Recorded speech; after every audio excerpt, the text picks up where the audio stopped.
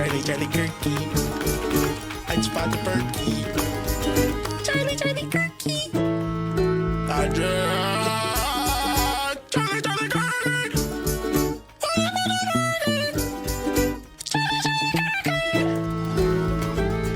Your underscore pal underscore blue 69 is the winner. Hi.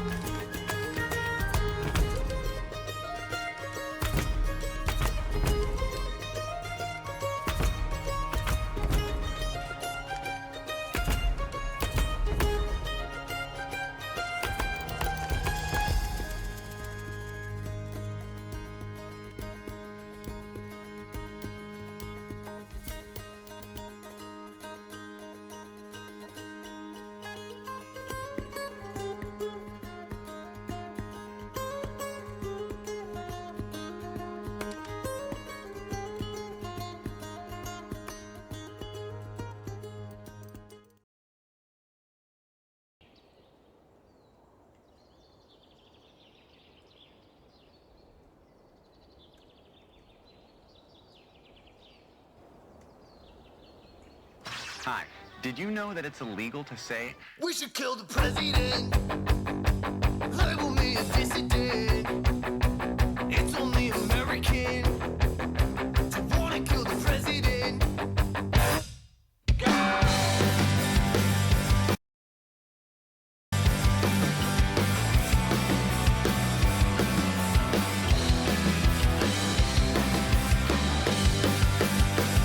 Yo, we should kill the president. Label me a dissident. It's only American to wanna kill the president. This is how the world ends. He's killing all of my best friends. And I don't think I'll be content. So someone kill the president. I don't wanna believe it, but I think that it bears repeating.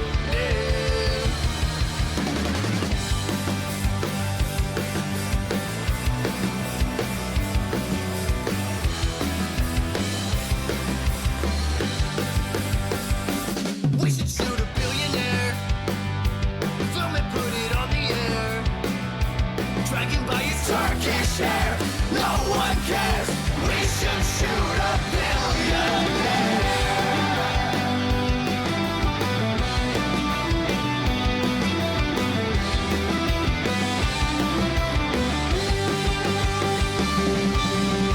they talk openly about killing us every day in their campaign ads, budget proposals, executive orders, and their rambling misspelled tweets? They revel in violence. Why should we? Oh, hello, filthy, miserable dirt peasants. Kids seem to find my very impressive castle. Maybe you've seen it. We should kill the president. We should kill the president. Yeah, we should kill the president. We should kill the president. Yeah, we should kill the president. Yeah, we should kill the president. We should kill the president. We should kill the president. Yeah, we should kill the president. We should kill the president. Yeah, we should kill the president. Why is it on? We should kill the president. Hi, everybody. We should kill the president. We should kill the president. It's me, Charlie.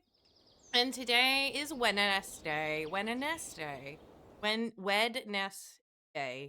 Wednesday. My computer says it's like 73 out, and I just wanted to tell you guys that that is a straight up lie. All right.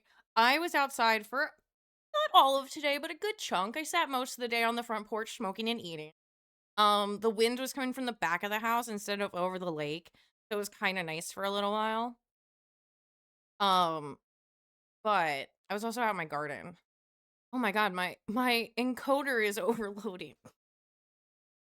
Anyway. No, my internet!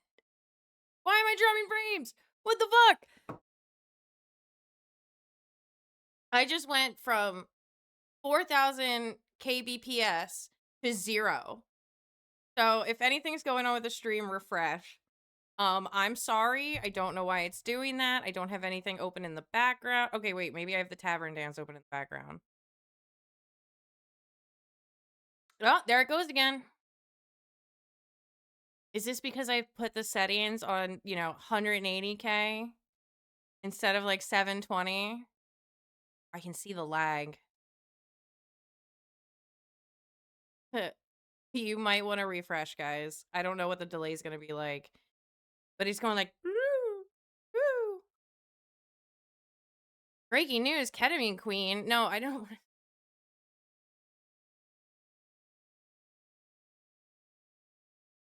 All right. 44 degrees out and it's freezing. I actually lost some of my pumpkins. Super bummed about that. What is going on with the encoder? Why is it telling me that? Is there something running in the background that I can't see?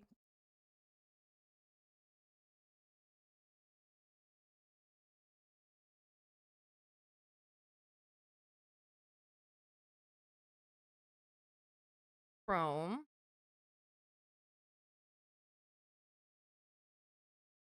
Or a few.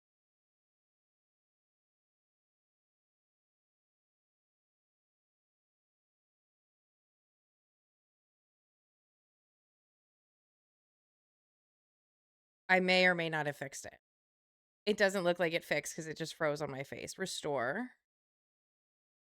Is this going to be one of these days where I have to just turn off OBS and hope for the best? Is this because I didn't update OBS?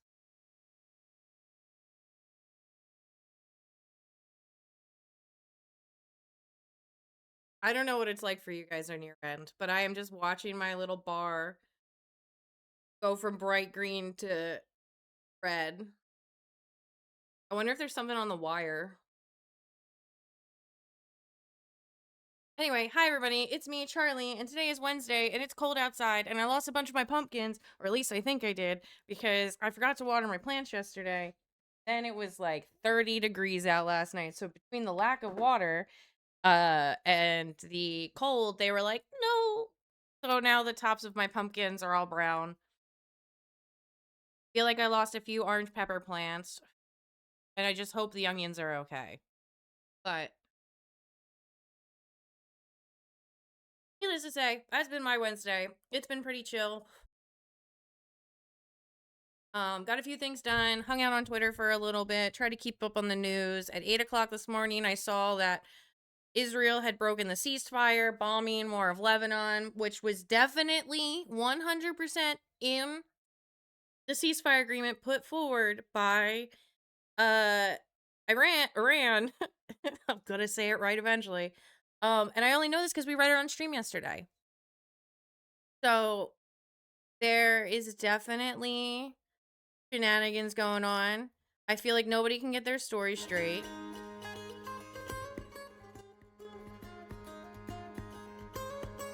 Because, like, every time you turn around, like, Carolyn Levitt's like, oh, the deal is in the trash. Me and my buddy are playing BG3, and it's his first playthrough. Oh, salute to him. Let me know who he falls in love with. It will always be Gale for me. I don't know what it is about older guys that are wizards.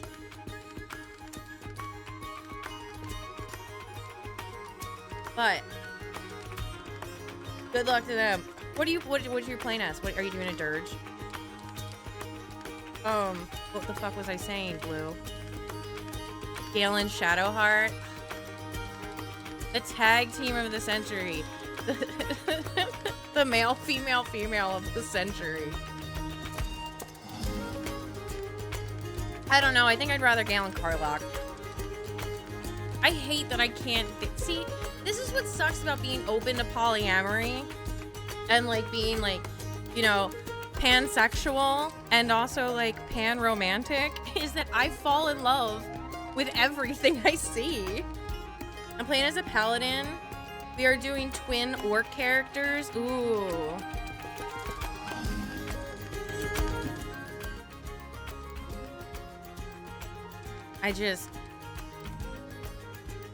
Now that you brought up Baldur's Gate, I'm like, I should play that again so I can get a little bit of inspiration for the novel, because I'm kind of struggle busing.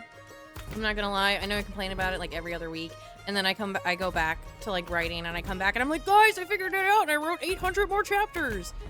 Well, I'm stuck again. And it's not necessarily stuck. It's just that I'm not feeling very confident in what I wrote so far. Am I trying?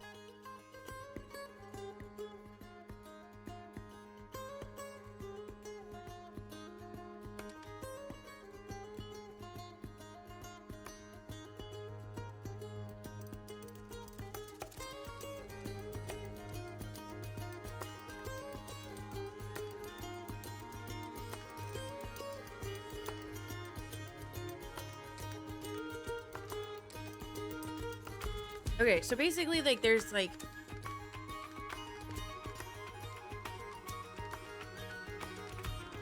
So, like, the human female character, Eleanor, right? She is, trapped in Faerun, and main plot is the adventures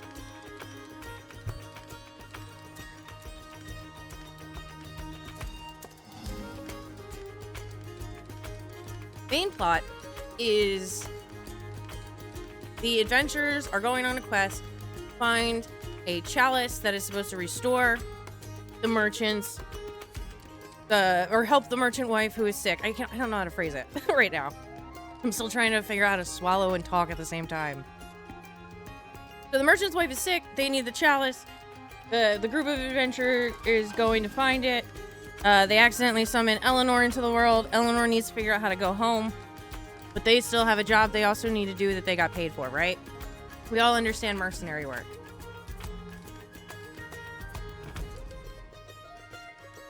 Alright, so there's a side quest. Basically, I needed certain things to happen, and I needed time to pass, and I was like, what can I do? Side quest. That's right, because every time I'm in Skyrim, and I go to do the main quest, some motherfucker is asking me to find a sword that was their father's, you know, or if I've been to the Cloud District. So, I was like, I'll send them on a side quest. So I sent, like, the bulk of the characters to the Underdark, and there's only gonna be one character down there with them, so we'll only have, like, 2 perspective chapters of what's going on in the Underdark. So, I sent them to the Underdark to go retrieve an item that they need to help the wizard school, who will help them figure out what's going on with Eleanor and the chalice. Right? So, group of adventurers need help. Wizards are like, yeah, we'll help you, but we really need this object first. And if you go get it for us, since you're qualified adventurers, we'll help you with your problems. And they're like, okay. So they go in there, but Eleanor, human from Earth, can't fight, can't cast magic, recent warlock, no idea how to use a spell, can't even hold a sword, can't read common, can't speak anything but common, totally useless. Useless, capital U for useless, okay? She has to stay behind because she's useless, right? She'll just die. And so she stays with Legacy, who is the dragonborn chef, right? The master chef that wants to travel Faerun. Again, Faerun. You know, become like a master chef of Faerun. Or of, what is it? Tamriel is like the name of the earth that Faerun is on. But again, this is non-copyright. I'm just trying to give you guys a rough estimate without using the word earth. So, she stays behind with Legacy, and then she gets invited to a dueling school because she's been rowing on the harbor every morning. And yeah, Dragon Ramsay, yeah, his name is Legacy, like Emerald Legacy, because he's an Emerald Dragonborn. Emerald Legacy, and his ship is named the Basil Marie Pierre, which is like wait, no, it's A. Bam. I gotta figure out how to get Bam in there, you know, like a Bam. Yeah, that's what I wanted to do. Like, I was like, maybe I did something in drag. I forget what I named the boat. I have to go in there and add boat names. I put vessel in like parentheses and italics, so I could know to change the name later when I go through and edit. So, Eleanor stays in the city with Legacy on his boat, which is a boat of folding, okay? Magical item, super, super rare. Very important to Legacy. Very, very important item to Legacy. Almost as important as food, right? She stays behind. She gets invited to a dueling school because a character named Velkin. Velkin is a trainer for short swords at the Mayrid School of Dueling, which is like a it's not like a, I wouldn't call it like an academy, like an elementary school, or like even just like a wizarding school. It's literally just like a place to teach a craft, right? Like Masons have like a Mason guild, a dueling academy, you know, wizards guild, things like that. Like it's a thing of stature, right? So she gets invited to this dueling school because Valken sees her doing rowing every morning because she's like, I don't know what else to do with myself, and I used to do crew when I was in high school, and I've got this rowboat that they left behind, so I'm just gonna do that. So she starts going to the dueling school, and now I'm just trying to write in the other characters like Leonda. Leonda is this snobby rich girl from Ravensbluff who, like, her dad buys her, like, the best of everything, and she gets really, really mad when she can't have what she wants. And so when she gets turned down by a Valken, as, like, a student, she, like, starts, like, absolutely getting, like, really racist, okay? Valken is a drow, right? I'm not gonna tell you who she secretly is, but she's a drow. And, humans are notoriously racist to drow. Honestly, humans are notoriously racist in D&D.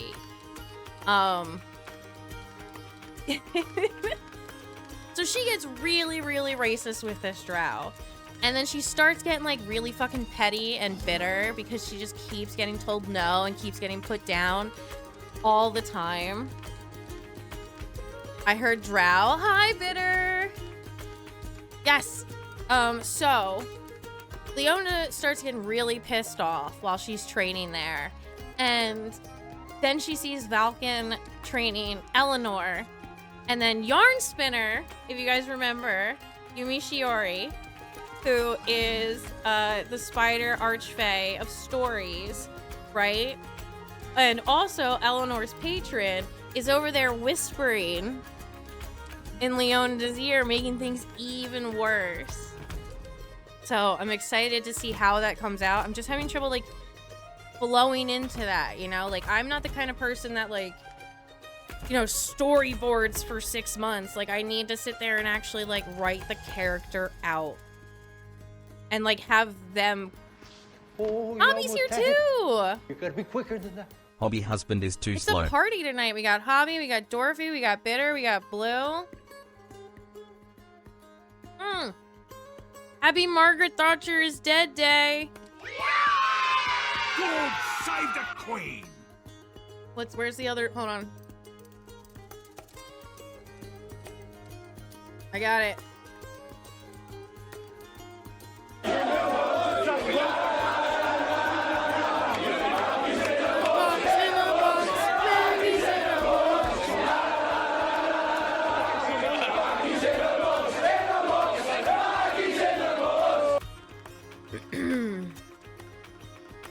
All right.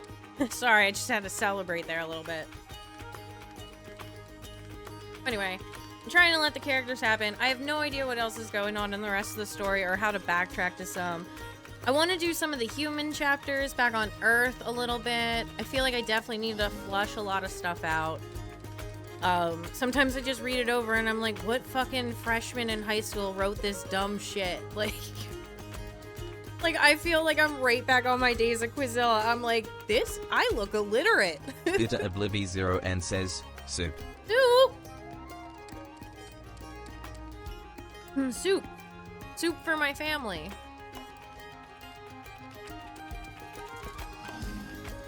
Oh,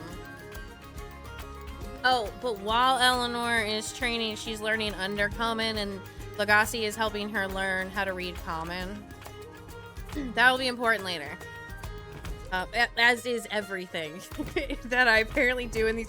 I read a book sometimes, and I think I overanalyze it too much, because usually when it gets to the end of the book, I'm just like, I think I overthought this. I don't think it was as deep as it actually is. And then and then I'm like, I'll have so many callbacks and so many, like, Chekhov's guns that, like, the audience isn't even aware of. I feel like I'm trying to be M. Night Shyamalan. Like, my brain has turned to soup after these past few days. Bro, you're telling me. How's painting going?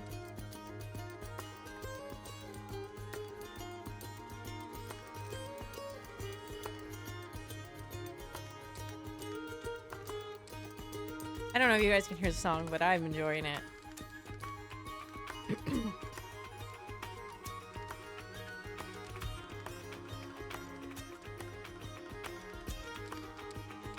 Oh, right. What was I talking about? Christ, there's a boomer around here. That could not have been better timed. Thank you, Blue. Appreciated. Much appreciated. So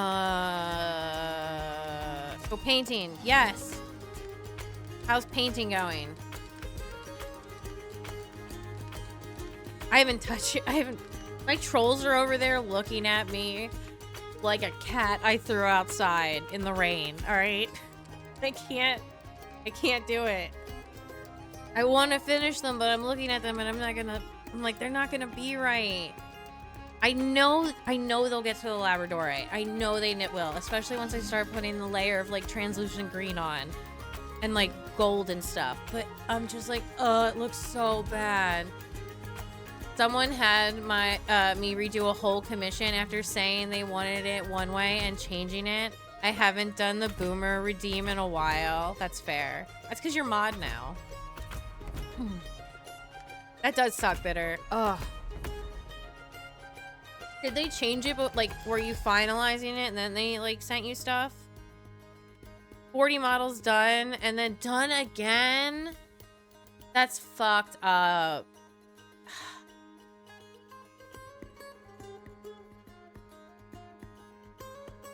I'd fight someone. I wish the stream streaks did more than just comment and chat.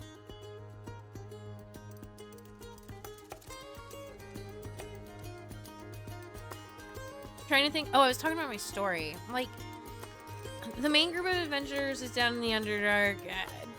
Their plot's not important. It's a side quest. But it's also like, it's not... It's a side quest that we don't technically have to participate in. It's also filler that doesn't... Like, it's filler for me, the author, not filler for the audience. And so, like, I'm just like, they're gonna go to the Underdark, and they're gonna grab a thing, and they're gonna fight some monsters.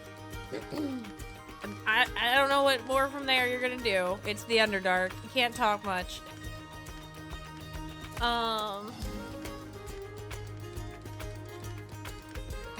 I know I got... Okay. The one I'm excited for is the carriage driver. When I start doing his. Because his is, like, kind of the first initial, like, view into the negative of the story that you don't really know is happening in the background. So, like, I look forward to doing those ones. And I'm looking forward to doing the scenes from Earth. Hot.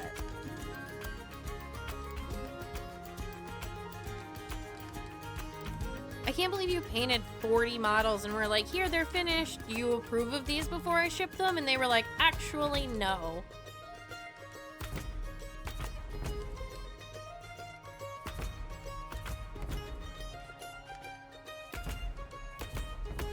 Actually, go fuck yourself. Oh, man, sometimes I hate commission work. I miss it. Like, I wish I could do more commissions. I can't advertise like that. TikTok is just so hard to, like, keep up with. And I just don't feel healthy using it.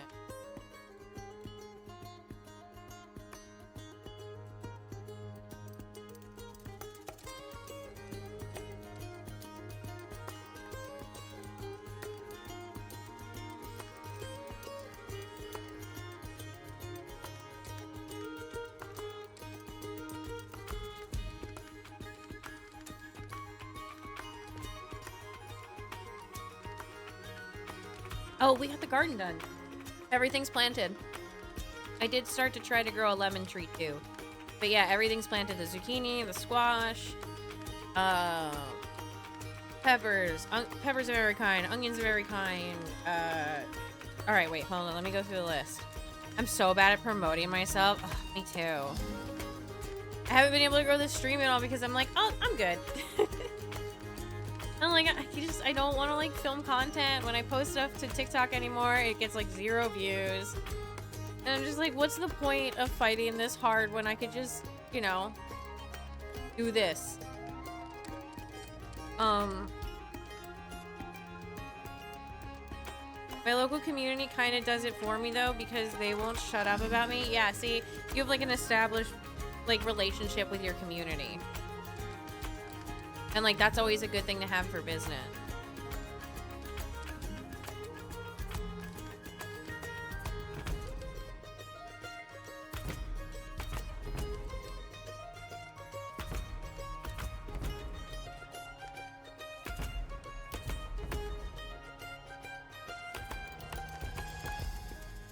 All right. I'm sorry.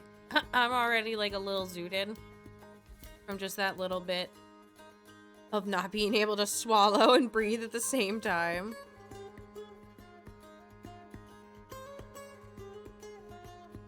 We should get to the news. Oh, I don't think Zed or Philip will cover this, but Asmongold's been banned. We talked about it a little bit on stream yesterday. No one was really 100% sure.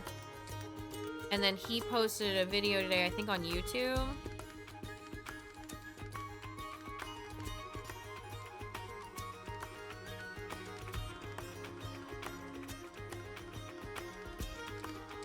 Did I not bookmark it? I did not bookmark it. I hate myself. I need to get myself into a system of like, okay, bookmarks are a thing for stream. Likes are things for me to giggle at. Reblogs are things that I actually support. Ah, here it is. Always drama alert. No offense, Team Star. No tea, no shade.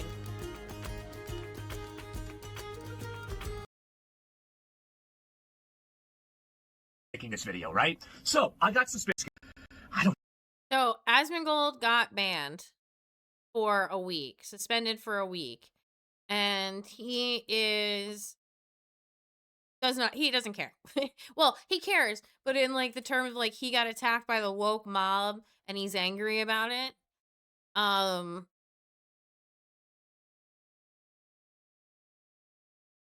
don't know what I'm gonna be able to do. It's gonna be an entire week. I mean, geez, guys, I'm gonna have so much free time. I can't tell if this is like sped up by like a 0.5. Well, I guess I could start by making this video, right? So, I got suspended last night on Twitch. I end my stream, and I come back from the gas station, and I get a message, and somebody says, why can't I chat in your stream? And I'm like, well, I don't know what happened. And I look, and I get a message, and it says that my account has been suspended for 7 days because of hateful conduct. So, this is what I did. This is what I said. I said that I didn't give a fuck about the opinions of third worlders, and then particularly in the thing that they referenced, I was referring to illiterate goat herders from Afghanistan. Again, the way this looks out in the public is not a United States. The opinions of third worlders don't matter. Like, I don't care what some illiterate goat herder thinks in Afghanistan. It doesn't matter. In the context of those people believing AI-generated videos about Iran winning the war and nuking Israel off the map. Okay, but like what about people in America who love AI videos of Trump shitting on protesters and Harry Cezanne in New York? Like, do you have the same opinion of those people consuming and agreeing with AI? I think that's a very fair question. Gentlemen, I would like to confirm that I am 100% right, and you don't either. And neither do they. Because if Twitch cares about their opinions, why don't they apply Afghanistan's opinions to women on Twitch? That would be interesting, wouldn't it? But everybody knows nobody gives a fuck about them. Nobody cares. I'm not sorry. I'm right. I said nothing wrong, and nothing I said was against the terms of service. Beyond that, do you even imagine a world where somebody that says that they don't care about what a fat American thinks about the Middle East, can you imagine that this person ever gets suspended? Of course not. He has some woke qualities, but he's nowhere near as woke as Francis. Francis was a socialist. This motherfucker is an American. And I think Americans are gross. Americans do not have a understanding of the world. Americifying anything is going to be bad. Americans have a very limited understanding of the universe. Oh, where did he call them fat? I'm sorry. Where did he? Would be interesting, wouldn't it? But everybody knows nobody gives a fuck about them. Nobody cares. I'm not sorry. I'm right. I said nothing wrong, and nothing I said was against the terms of service. Beyond that, do you even imagine a world where somebody that says that they don't care about what a fat American thinks about the Middle East, can you imagine? Yeah, I don't think those are the words that Hassan said there, like at all. I didn't hear him say, I don't give a fuck about what a fat American thinks about the Middle East. Did you guys hear him say that? That this person ever Sounds like gets he's putting suspended? words in Of his course mouth. not. He has some woke qualities, but he's nowhere near as woke as Francis. Francis was a socialist. This motherfucker is an American. And I think Americans are gross. Americans do not have a understanding of the world. Americifying anything is going to be bad. Americans have a very limited understanding of the universe. And so why am I getting suspended? It's more third worldist morality logic inversion that basically is being used to silence me for an entire week. That's the important part that I want to talk about here. It's because basically Twitch has a system where they say that your infractions or your bad actions expire within within 1 year. Well, the last time I was suspended, well, we all remember the last time I was suspended, but that was in October 2024. I have not been suspended for over an entire year. Why does that matter? Well, it matters because they say it matters. He got suspended because he said, oh God, I don't remember the specific, but it was basically like saying that Palestinians are animals and should be treated as such or something along those lines. I'm not going to put words in his mouth. It was something that was very horrendous. It matters because they say that's I think his like notion for like why he said that, if I remember correctly, was because he was like, oh, you know, if you're gay, you're still gonna, like, they'll kill you in Palestine. And it's like, okay, but Israel is also killing everybody in Palestine, whether they're gay or not. And I don't think he actually cares about gay people. I think he's just using them as like a scapegoat to like be like, oh, well, they'll kill you. And it's like, okay, well, you'd kill me. Do you only get to kill me? The infractions expire and your account is treated as not being in bad standing. So why is it in that case that instead of getting a warning, instead of getting a suspension, instead of getting for a day, instead of getting a suspension for 3 days, I immediately went from that all the way to a 7-day suspension immediately? Why would this happen? What is the reason for it? I have no idea. Is it because they don't like what I'm saying? It has to be, because it's certainly not because what I'm saying is against the terms of service. I looked at the terms of service. Yes, using nationality is a protected group, but I was not talking about them being disregarded because of nationality. I was talking about them being disregarded because of the fact that they're watching literal AI-generated videos and then believing a false narrative. And the videos... I mean, isn't that what you do, Asmon? Don't you watch AI videos of like Trump doing stuff, being like, yeah, bro, sick, beast? Like, isn't that like 90% of Asmongold's like career? Context was about, would you rather be having likes on Twitter or having your entire Navy not destroyed? Do you think that the Iranians would rather have their entire Navy back or their memes? Oh. Geez, guys, I wonder. And so anyway, this is what's happened, is that I have been suspended for an entire week for that. That's it. And I'll play the clip for you guys, okay? And this is, by the way, there's not a 100% certainty with this, that this is the clip, but this is the thing that they quoted from, and it's the thing that they gave me an example of. And I will say also, by the way, my contacts and relationship with Twitch on an interpersonal level has been nothing but tremendous. I have great respect for the people that I've dealt with Twitch. I have no actual animosity towards those people, so just make sure that you guys understand that. Don't shoot the messenger or anything like that. It's the moderation team and the people that decided that I did something wrong, and maybe they made a mistake. Well, I know they made a mistake, but maybe they'll recognize that and I'll get it unbanned early. And if they didn't, I guess, well, I mean, and here's the annoying thing, right? Is like, well, if Trump nukes Iran, which it seems like that's getting more likely every day, then I'm going to have to go live on Kick and Rumble, right? Do I give a fuck about the opinions of a bunch of third worlders in regards to what my country should do? Absolutely fucking not. I do not. You shouldn't. They shouldn't give a fuck about what I think about their country. Because why would I take somebody's opinion that is from a shithole in these countries? And by the way, these are shitholes. Many of these countries are shitholes. And don't let anybody teach you or tell you that, oh, it's America's fault. No, it's not. The ones that America has invaded are shitholes. The ones that America hasn't invaded or Britain hasn't invaded, they're shitholes too. They're shitholes because the people made them shitholes. And whenever I talk about third worlders and third worldism, I'm not even really talking about a geography. I'm talking about an ideology. And that ideology is the idea that disrespect should be met with violence, the idea that, you know, crime, dysfunction, discord, and chaos in society should be expected. They're part and parcel of living in a modern city, and having people, you know, like, oh, well, you can't say certain things because they might offend people, or they'll make them mad. The idea that getting angry about something is a justification to break the law. This is what I'm really talking about with third worldism. Things that... Oh my God. I hope they ban him for longer. I'm gonna be honest, that was fucking disgusting. Your palate cleanser. No, definitely. I'm just like Stephanie. Do I like her? Yes, especially. She seems nice to me. Do I like her? No, definitely. I'm just like Stephanie. Do I like her? Yes, especially. Yo, is it just me, or was like, is every communist I know a baddie? Definitely. Like, for real, like, I was looking at pictures of Stalin, and I'm like, this motherfucker better stop looking at me like that. like, goddamn.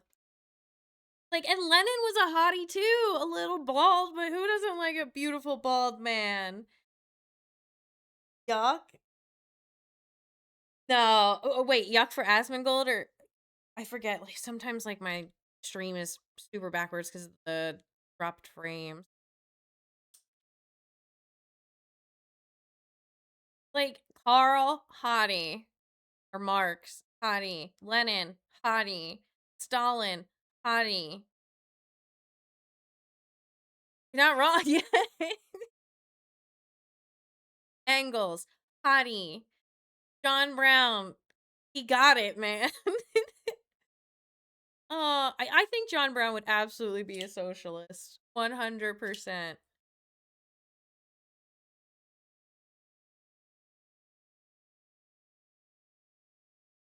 All right, I need that palate cleanser. All right, back to the news. A ceasefire between the US, Israel, and Iran is now in effect, but it's also barely holding on. Looks like it's falling apart as Emma Goldman. Sexy as fuck. Shit. I feel like there were like 3 more that just like popped it. Like the spirit of communist past just popped into my head, and I was like, oh my god, it's Emma Goldman. Charlie Chaplin was a socialist. I hate that you're right.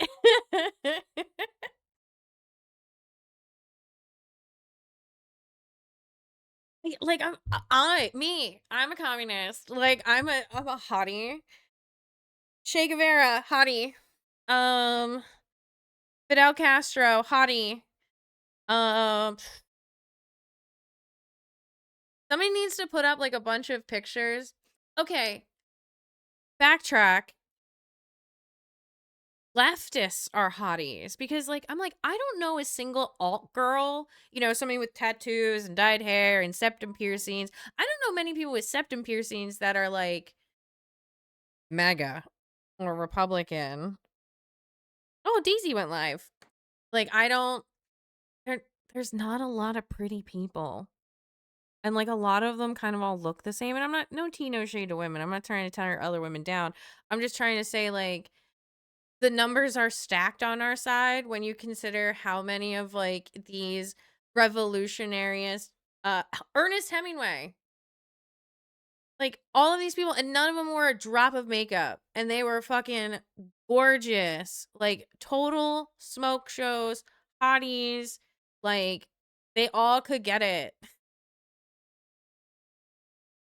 And then you have a Piker, like Israel's taken its chance to ramp up its assault on Lebanon. And even if the ceasefire doesn't fall apart, right now it's far from clear if a long-lasting peace can actually be reached, which may or may not be all that surprising to you, since yesterday it started with Trump vowing that a whole civilization will die tonight, never to be brought back again. That was yesterday, which I don't know about you. That felt like a week yesterday. Right, and that also is coming after his repeated threats to destroy Iran's power plants and other civilian infrastructure if it didn't reopen the Strait of Hormuz by 8 p.m. Threats that, it's not just me, experts have said amounted to threats to perpetrate war crimes on a massive scale. And then of course the promise to wipe out an entire civilization, you have many saying that amounted to a call for genocide. Well, you've had the president's defenders saying, oh, that's a bad faith interpretation.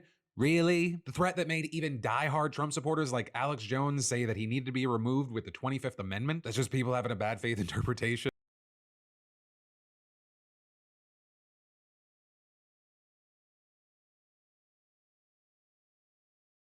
I just realized I was muted. I want to talk about something that I talked about in the Discord a little bit.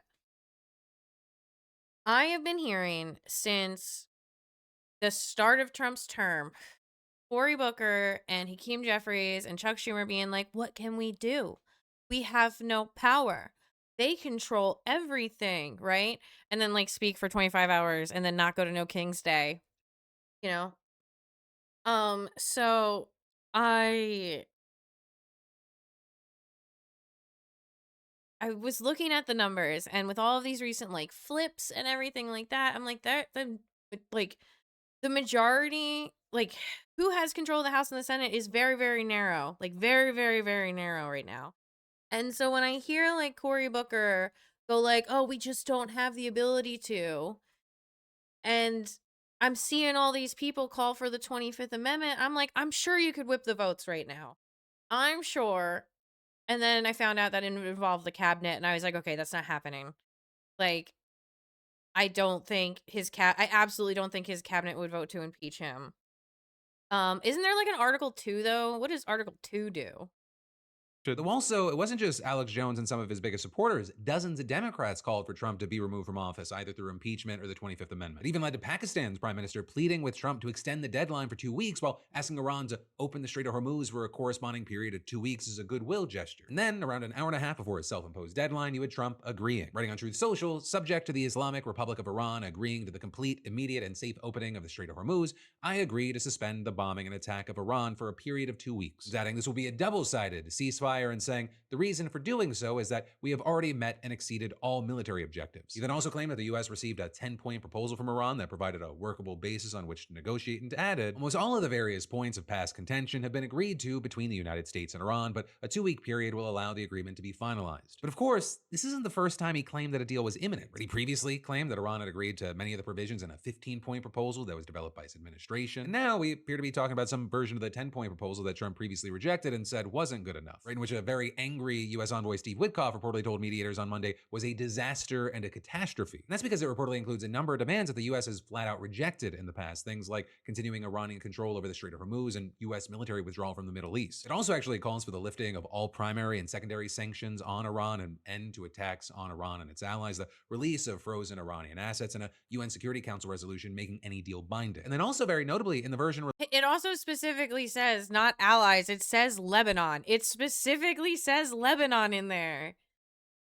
released in Farsi, Iran also included the phrase acceptance of enrichment for its nuclear program. But for reasons that aren't clear right now, the language was missing in the English versions that were shared by Iranian diplomats. In fact, you've also since had a White House official claiming that the 10-point peace plan that Iran released differs from the plan that Trump said was a workable basis on which to negotiate, with White House Press Secretary Caroline Leavitt adding at a press conference later that the original proposal was fundamentally unserious and completely unacceptable. It was literally thrown in the garbage by President Trump and his negotiating team. And then you also had Trump angrily posting on social media last night Yeah, just a misunderstanding, just a translation issue.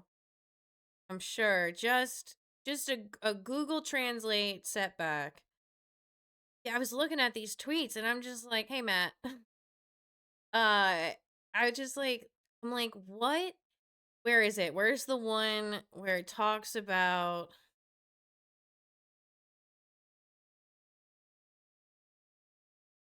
this one? The United States will work closely with Iran, which we have determined has gone through what will be a very productive regime change. There will be no enrichment of uranium, and the United States will, working with Iran, dig up and remove all of the buried B-2 bombers, nuclear dust. What? Okay, that's like, I'm so fucking confused by this. Dig up and removal of the buried nuclear dust. Like if we take out the B-2 bombers, because he's telling me that buried, he's saying B-2 bombers either goes with nuclear or the word buried. So I would assume what is buried is the B-2 bombers. So like, I don't understand. Is it some dust? The Wonder in the Discord brought up that it was like probably like uranium tip stuff, or that they have to dig up some of the facilities, but I'm just like, it really sounds like some like Ark of the Covenant type shit. Like they have to go out to the desert and use like a staff to find out where the lost city is, to find the Ark of the Covenant, and then take it back to like some sacrificial spot, and then they open it up and everybody's faces melt off. And then it really does bring back to the ancient aliens theory that inside the Ark of the Covenant is like uranium and like a nuclear device. I think that's like an Ancient Aliens episode. Hold on. I'm gonna find it. Oh my god, please let this be the same fucking plot. Ancient Aliens Ark. Yeah. Oh yeah, baby. Buckle the fuck up. 7 months ago? 11 months ago? It's an older episode. It's this one. According to some scholars, flux of foreigners into Egypt. They undoubtedly familiar with. But could it be No. No. No, no, no, no. We're done there. We're done there. Back to the news. Derailed. Numerous agreements, lists, and letters are being sent out by people that have absolutely nothing to do with the negotiation. In many cases, they are total fraudsters, charlatans, and worse, and saying they will be rapidly exposed after our federal investigation is completed, and adding, there is only one group of meaningful points that are acceptable to the United States, and we will be discussing them behind closed doors during these negotiations. Right, and with that, he also We'll do more Ancient Aliens another day, but I know it won't demonetize me. mentioned, reporting from CNN, that he had already attacked, claiming that the outlet published a fake statement from Iranian leadership celebrating victory over the United States. So there you had CNN defending itself, noting that the statement came from Iranian spokespeople known to the outlet and was reported on multiple Iranian state media outlets. But still, that didn't stop Trump FCC Chair Brendan Carr from also accusing CNN of outrageous conduct and saying, time for change at CNN. But, you know, with all this, whatever the case may be regarding the 10-point plan, it looks like the gap between the two sides, it's still pretty big. In the 2 weeks, you have many experts saying that's not a lot of time to close it. I mean, for comparison's sake, it took 2.5 years for the Obama administration to negotiate the 2015 nuclear deal, which led to Iran shipping 97% of its nuclear fuel out of the country. But then, remember, Trump withdrew the United States from that agreement in 2018. And so Iran, they built their stockpile back up, and if Trump fails to get the nearly 1,000 pounds of uranium that it's enriched to 60% during that time, along with much greater quantities of less enriched nuclear fuel out, he will have arguably accomplished less in this multi-billion-dollar war that's resulted in 13 dead Americans and more casualties than Obama got done 11 years ago, at least regarding Iran's nuclear capabilities. Now, with all that said, in another post today, you had Trump claiming there will be no enrichment of uranium and the United States will, working with Iran, dig up and remove all the deeply buried nuclear dust, with him then going on to claim that they're now talking tariff and sanctions relief with Iran and adding that many of the 15 points have already been agreed to. This time referring to the U.S. proposal that is also apparently being used as a basis for talks. We also had Hegseth saying at a press conference that the issue would be dealt with. But what's clear, what the new Iranian regime knows, is they'll never have a nuclear weapon or the capability to get a path to one. But many experts, they've speculated that this war, it may have just given Iran more reason to pursue a nuclear weapon. And even if Iran does give up its uranium, it could turn If you're a country without nuclear weapons, go get nuclear weapons.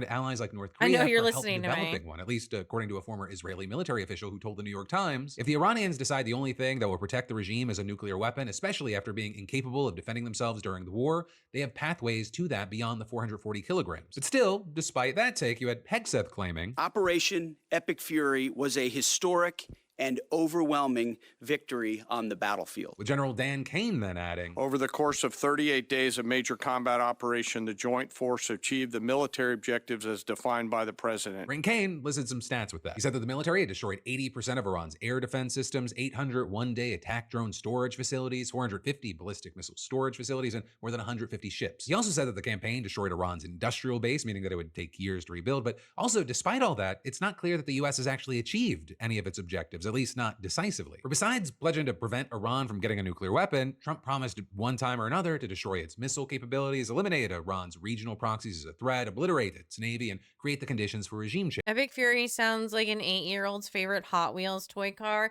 Yeah, it sounds like somebody who still finds like the original Doge meme funny. Like Minion. It's like a ant who still uses Minion memes. You know, not the deep fried ones. Like, and unironically uses them. Hi, Kenny. There were aliens. We were watching Ancient Aliens. Unless you're saying there's aliens as in like they're here now. The aliens, Kenny, the aliens. They had a nuclear bomb, Kenny. Change. Well, Trump and other officials, they've now fully taken up the position that regime change has actually occurred, while backtracking on the claim that that was actually an objective. There's just no evidence of that. The Revolutionary Guard Why actually not appear to have both? more influence now. Also, as far as missiles, at the end of last month, the U.S. could only confirm that about a third of Iran's missile arsenal was destroyed, and recent intelligence assessments reportedly suggest that the regime retains significant capabilities. Also, Iran's proxy forces, they're weakened, but they're not defeated. While Iran's navy is arguably destroyed, that hasn't kept the regime from controlling the Strait of Hormuz, which is actually the next thing we need to talk about. Because while he arguably doesn't look like he's met his military objectives, this is where Trump's created a whole new problem that didn't exist before. The closure of the Strait, it's the reason he resorted to those horrifying threats, and his only demand for not following through on them was that Iran reopen the Strait. But now he's trying to take another victory lap. At another post he called today, They had a nuke toilet that could make ice cream. I think it also had a bidet. Yeah, I do like ice cream. I do like ice cream too. There's some mint chocolate chip inside calling my name. a big day Again. for world peace, and claim that the U.S. will be helping with the traffic buildup in the Strait of Hormuz, and then saying there will be lots of positive action. Big money will be made. Iran can start the reconstruction process. We'll be loading up with supplies of all kinds and just hanging around in order to make sure that everything goes well. But there are at least a few problems with what Trump's saying. One, like we just talked about, this is only a 2-week ceasefire, and it's not clear that a deal can actually be reached in that time to make the Strait's reopening permanent. Two, if a deal isn't reached, 2 weeks isn't enough time for the global economy. Okay, I think Trump's gonna use the 2-week excuse as like a time to like pull back and like just be like, we're done here. But Israel keeps roping them back in. Economy to bounce back. 3, it's not clear that the US and Iran are actually on the same page about what reopening the Strait's gonna look like. And 4, this ceasefire, it might not even last through the day anyway. But, you know, some of you have known me for over a decade. You're like, Phil, you're an optimist. So we're gonna start. No, you're not. Literally no one's saying that. But let's start with the best case scenario. Even if the Strait is open, prices are unlikely to return to their pre-war levels anytime soon. And that's partly because dozens of refineries, storage facilities, and oil and gas fields in at least 9 countries have already been targeted in strikes, contributing to at least 10% of the world's oil supply getting turned off. And then getting operations going again, that's gonna require not only safe passage through the Strait of Hormuz, but also inspection. Oops, I'm starting crab rave. My bad. Wrong button. He's going to cosplay as Indiana Jones, Philip DeFranco, or Trump when he goes to get the Ark of the Covenant. I think Trump would be the Nazis. Who would be the Indiana Jones?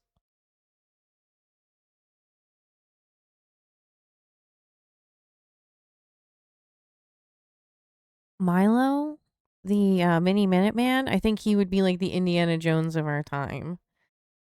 I really do. I think he would definitely punch someone and go, it belongs in a museum, but like the museum in the country it belongs to.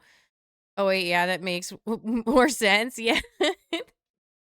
If it belongs in the museum in the country it originated from, not in your own museum. That's woke Jones. And replacing equipment, as well as bringing back employees and ships that have left the region. And actually, with all this, after the ceasefire announcement, oil prices did drop to about $95 per barrel, but that's also still 30% higher than before the war. All while gas prices in the United States have continued to rise, reaching $4.16 a gallon on average, according to AAA. And yep, I saw $4.17 2 days ago at my doctor's appointment. I was shocked. Someone tried to open it like he's staring at the eclipse. Yeah.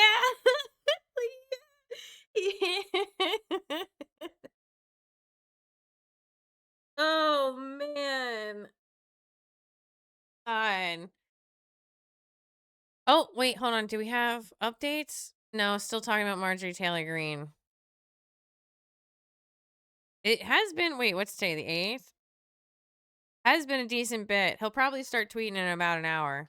they may actually keep going up for months, according to the U.S. Energy Information Administration. But then also, right, moving on, despite the Strait allegedly being open, traffic still really hasn't picked up because of the continued uncertainty. In a statement from Iran's foreign minister confirming the ceasefire on behalf of the country's Supreme National Security Council, he said, for a period of 2 weeks, safe passage through the Strait of Hormuz will be possible via coordination with Iran's armed forces and with due consideration of technical limitations. Then with that, you had the Wall Street Journal reporting that Iran was still requiring all ships to request permission from its military forces to transit the Strait of Hormuz. And then you had the Associated Press reporting that Iran and Oman will be allowed to charge fees on ships passing through. Right, and with all that, while we have seen a couple of ships trying their luck, at least a few major shipping companies have said they're not going to start sending boats through just yet. Meanwhile, the leaders of 7 European countries, along with Canada, the European Commission, and the European Council, said that their governments will contribute to ensuring freedom of navigation in the Strait of Hormuz. But again, as of right now, details on what that might look like, they're extremely limited. And today, Levitt wouldn't answer repeated questions about who currently controls the Strait of Hormuz, also attacking reports that the strait was closed as false, but then also calling for the strait to be I'm sorry, but like I'm pretty sure like a lot of places have like announced that the strait is closed because Israel keeps bombing Lebanon. Reopened immediately. And it might all become irrelevant as the ceasefire appears to be hanging on by a thread. Right, you had Iranian state media reporting that an oil refinery in the country was struck this morning, with officials also claiming that a hostile drone had entered Iranian airspace in violation of the truce. And you also had Kuwait, Qatar, and the UAE all reporting that missile and drone attacks have continued. But easily the biggest issue right now may be Israel's continued assault on Lebanon. When Pakistan's prime minister made his announcement about the ceasefire, he said that it applied to everywhere, including Lebanon and elsewhere. But then you had Israeli Prime Minister Bibi Netanyahu, while saying that he supported the ceasefire with Iran, claimed that it did not include Lebanon. You had analysts arguing that Israel might actually intensify its operations since it would no longer be fighting a war on multiple fronts. And actually, it appeared like they were proven right almost immediately as Israel announced that it had launched the largest wave of strikes across Lebanon since the current war began, hitting 100 targets across Lebanon in a span of just 10 minutes. And that reportedly killed 254 people and wounded over 1,000 across the country, according to Lebanon's health ministry, bringing the overall death toll to around 1,800. And then actually after that, we started seeing multiple reports saying that the White House agrees with Israel that Lebanon is not included in the deal, which was confirmed by Levitt in a press conference. And that came even after Iran's Islamic Revolutionary Guard Corps threatened a military response if attacks on Lebanon are not immediately halted, saying that its retaliation would target aggressors in the region. And that's as reportedly Iranian officials told mediators that it would only join planned talks with the US and Islamabad if a ceasefire is reached in Lebanon. And you had Iran's foreign minister writing on Twitter that the ceasefire terms are explicit, saying the US must choose ceasefire or continued war via Israel. It cannot have both. But despite that, you had Levitt saying that Trump's dispatching his negotiating team, led by Vice President J.D. Vance, along with Steve Witkoff and Jared Kushner, to Islamabad for talks, saying that the first round will take place Saturday morning. Although after that, you had Iran's Speaker of Parliament throwing water on that fire, denying the White House's claims that there was a different 10-point proposal to the one it had shared publicly, and arguing that the US and Israel had actually already violated 3 of its key provisions by continuing to attack Lebanon, violating Iran's airspace, and denying Iran's right to enrichment. And so for now, as far as what happens next, no one really knows. Words are words, actions are actions, and especially with this situation, the two don't always line up. And so again, it brings up those questions of who's lying here, who's misrepresenting things, I'm assuming the government is lying to us at all times. Is there an adult at the table? In the meantime, let me know your thoughts, opinions, reactions, and maybe even predictions for what's next. And then there's more we got to dive into today. But first, let me thank a sponsor and say, you ever look at your phone bill and think, all right, Ethical Reacts, I'm going to let this play. I'm going to refill up my water. I will be right back. There's no way this should cost this much. And then you still pay it because at this point your phone is basically a limb. With that, it's why today's sponsor, Mint Mobile, makes sense. They're built around fixing this nonsense. Mint Mobile gives you premium wireless plans starting at $15 a month, which sounds fake, but isn't. You get unlimited talk and text on the nation's largest 5G network, plus free calling to Mexico, Canada, and the UK. They've got different data plans, 5 gigabyte, 15 gigabyte, 20 gigabyte, or unlimited, so you're not paying for stuff you don't use. And Mint, they keep it affordable by letting you buy in bulk, 3, 6, or 12 months. So the longer you go, the more you save. Also, switching stupid easy. I mean, you can do it from your couch with eSIM in minutes. Keep your number, keep your phone, no chaos. And if you don't have a phone, you can just grab one through them, which is super convenient. Plus, 96% of users are highly satisfied with their customer care. And honestly, if I can pay less for something I already use every day and not deal with store nonsense, I'm in. So if you like your money, Mint Mobile's for you. Shop plans at mintmobile.com/DeFranco or scan that QR code. Again, that's mintmobile.com/DeFranco. But then, diving right back into the news, we've got to talk about how Democrats just moved the needle 25 points in one of the reddest districts in America. They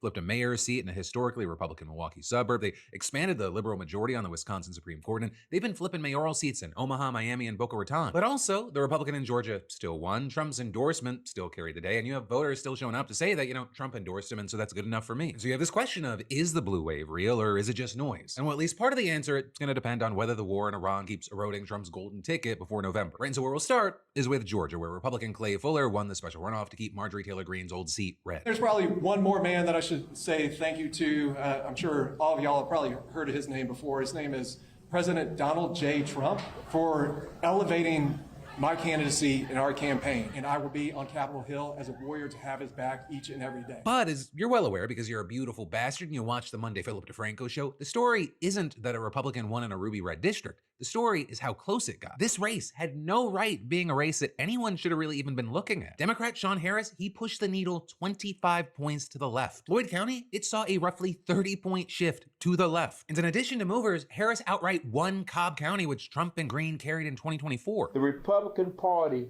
had to spend almost $2 million in a smear campaign to get this win. They should never have to spend money on a ruby red district. That tells you that things are changing here in Northwest Georgia. And Harris is right there. They had to pour tons of money into a district that should have been a shoo-in. That's not a sign of strength. That is a warning. And then in Wisconsin, you had the people delivering multiple wins for Democrats. In Waukesha, a historically red Milwaukee suburb where Trump's margin of victory has been closing, Democrat Alicia Halvensleben beat Republican Scott Allen for mayor. And this one was interesting because the city's current mayor is an independent who left the Republican Party in 2021 and was endorsed by Kamala Harris. And you report saying that this Dem win now, it could be a turning point for the suburb. Then you had the Wisconsin Supreme Court race with Democrat Chris Taylor backed by Barack Obama, and Wisconsin Democrats beating Maria Lazar, expanding the liberal majority on a court currently sitting on questions of congressional redistricting and union rights. Tonight, the people of Wisconsin stood up for our rights and freedoms, our democracy, our elections, and a strong state Supreme Court that will protect the independence of our beloved state. Once again, Wisconsin showed the entire nation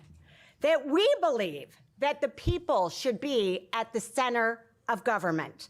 And the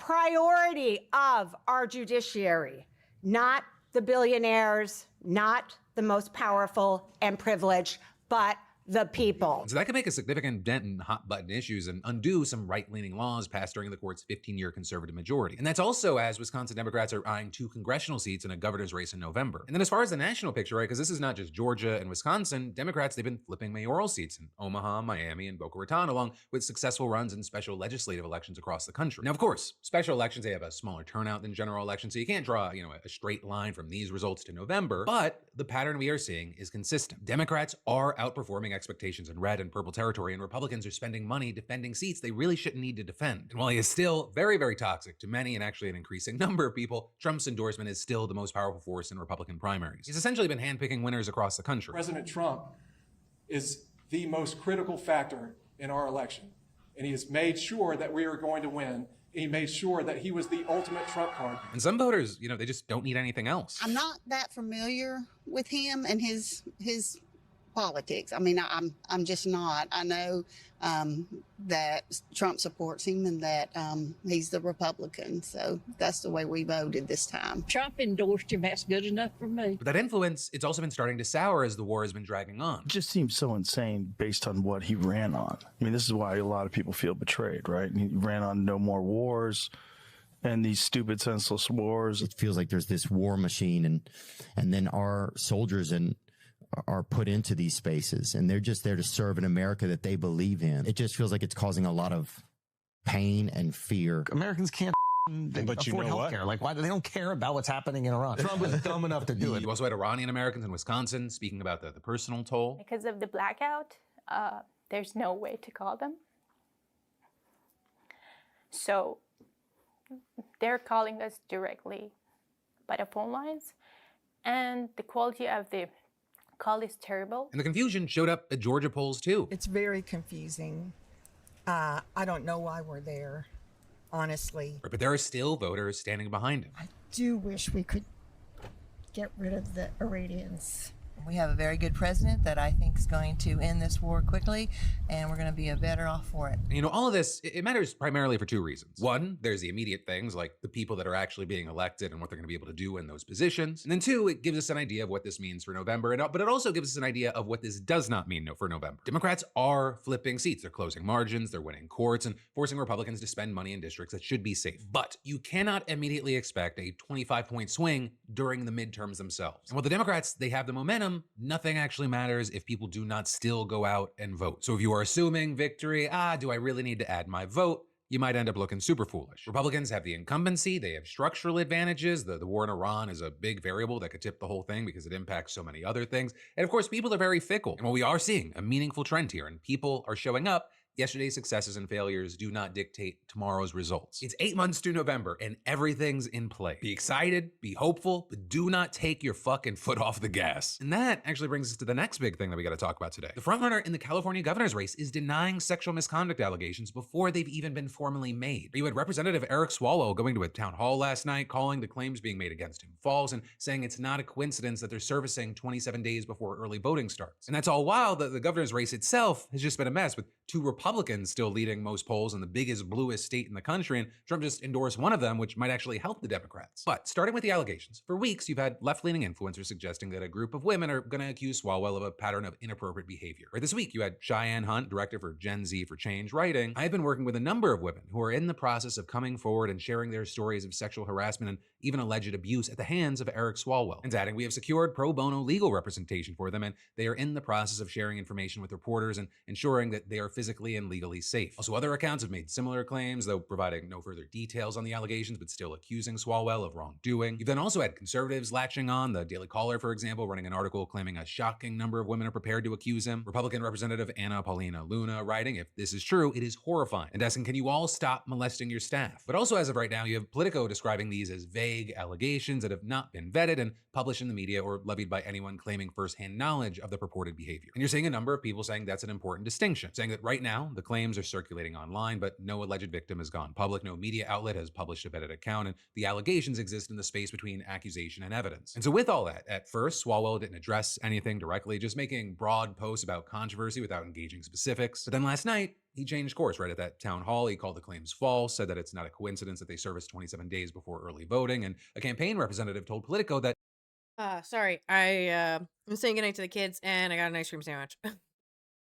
this outrageous rumor is being spread by flailing opponents who have sadly teamed up with MAGA conspiracy theorists because they know Eric Swalwell is the frontrunner in this race. With the campaign adding, in 13 years, not a single ethics complaint by any staff in his office or any other office has ever been lodged. And with this, you've seen some defending him, Senator Ruben Gallego pointing out that some of the accounts pushing the claims are very new and only started posting days ago, writing, when you were in first place is when they target you. But you then also have the creators behind the allegations pushing back, calling it gross to suggest that the women who they say have built careers in Democratic politics teamed up with MAGA, and added, attempts to paint survivors and those coming forward as political operatives is an intimidation tactic. But for now, we're gonna have to wait to see how this specifically plays out. As you had a Swalwell campaign advisor telling the LA Times, we're speaking out now because we have nothing to hide from. We know how the new media ecosystem works. We know how misinformation spreads. Right, and then as far as the governor's race itself, it's a lot. You know, we've been covering it. California uses a jungle primary where all candidates from both parties compete and the top two advance to the general regardless of party. And that Democratic field there, it is crowded, but there's only two Republicans. Fox News commentator Steve Hilton and Riverside County Sheriff Chad Bianco, they've been leading most of the polls. Last month, you had a poll showing Hilton at 17%, Bianco at 16%, and Swalwell at 13%. Also, another showed Swalwell in the lead with the two Republicans right behind him, and then the Democrats kind of just being scattered. And very notably with this, you had an expert in California politics building a model estimating the probability of a two-Republican general election. And as of this morning, it sits around 15%, which is down from 20% a week ago, but,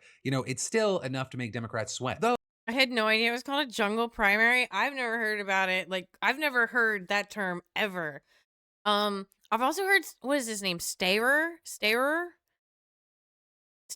is like who Jane Fonda is getting behind. And she was like, it's based around 15%, which is down from 20% a week ago, but you know, it's still enough to make Democrats sweat. Though, like I touched on for a second, Trump might have actually helped Democrats recently. Trump endorsed Steve Hilton. And so in a jungle primary, that could consolidate Republican support around one candidate, meaning Bianco falls behind, which opens more room for a Democrat to finish in the top two. And that ends up being kind of a worst case scenario for the Republicans because California is going to pick a Democrat over a Republican, especially if it's any Democrat versus a Trump pick. And so yeah, Trump may have done the Democrats' work for them because, I mean, Democrats were reportedly considering spending money to boost one of the Republicans themselves. Like, they want the Republican support to consolidate around one Republican. But yeah, for now, we're gonna have to wait to see what happens on both fronts. Yes, what happens with the jungle primary, but of course, what happens with Swalwell. Is he weakened by the allegations? Do the allegations grow? Does information come out? Do victims come forward? All while there's a ticking clock here. Early voting starts in 27 days. But for now, I'd love to know your thoughts, opinions, reactions, get and those ready, comments Callie. down below. And then there's more we've got to dive into in just a minute. But first, let me thank a sponsor and say, you know, you ever open a stack of resumes and immediately think, cool, so this is just my entire day now. And also, like, let's be real, half of those, they look like they were written 5 minutes before hitting submit. Well, the thing is, if you're hiring, here's good news. You can now review all of those resumes and applications faster thanks to today's sponsor, ZipRecruiter. ZipRecruiter has a new feature that instantly shows you the most interested qualified candidates first. And today you can actually try it for free at ziprecruiter.com/DeFranco. Their matching tech, it helps find qualified candidates quickly, so you're not wasting hours sorting through people who were never a fit to begin with. And with that new feature, qualified candidates who are very interested in your job show up at the top of your list, so you're not digging through a pile of maybes. You even get a feel for their personality because candidates can tell you in their own words why they're interested in your job. You know, there's so many goddamn elections coming up. I think I need to sit down and put together like a schedule of like all of the elections coming because it's absolutely insane. Like, Missouri had some elections last night where like every person who voted for a data center got voted out. Moms for Liberty lost their race. A Wisconsin Supreme Court judge flipped to Democrat. Like, that was all yesterday. And like the Marjorie Taylor Greene seat was won by a Republican. We all knew it was going to run Republican. But the amount that the Democrat lost to the Republican, when applied that nationwide, it's basically a Democratic sweep. You need a Google sheet to organize it all. I need to sit down to organize it all. Reason they can say that with confidence. ZipRecruiter is the #1 rated hiring site based on G2. Cut through the standard and get the standouts with ZipRecruiter. 4 out of 5 employers who post on ZipRecruiter get a quality candidate within the first day. And now you can try it for free at ZipRecruiter.com/DeFranco. That's ZipRecruiter.com/DeFranco. Meet your match on ZipRecruiter. But then, diving right back into the news for our final story of the day, we've got to talk about how Trump's new attorney general literally just confessed his love for the president on live TV. Yeah, it was real If he chooses gay. to nominate somebody else and asks me to go do something else, I will say thank you very much. I love you, sir. So that is Acting Attorney General Gay. Todd Blanche, formerly just the Deputy AG who replaced Pam Bondi after Trump gave her the boot last week. The Dow is over $50,000. I don't know why you're laughing. Well, Bondi, yes, was reportedly fired for everything Epstein files related. you're Reports have also laughing. said that it was primarily for failing to prosecute Trump's political enemies aggressively enough. And so the very first question that Blanche got during his very first press conference as acting AG was about whether he would do that. And if you're someone who is concerned that America is rapidly sliding into autocracy, his answers aren't going to fix your fears. We have thousands of ongoing investigations and prosecutions going on in this country right now. And it is true that some of them involve men, women, and entities that the president in the past has had issues with and that believe should be investigated. That is his right, and indeed.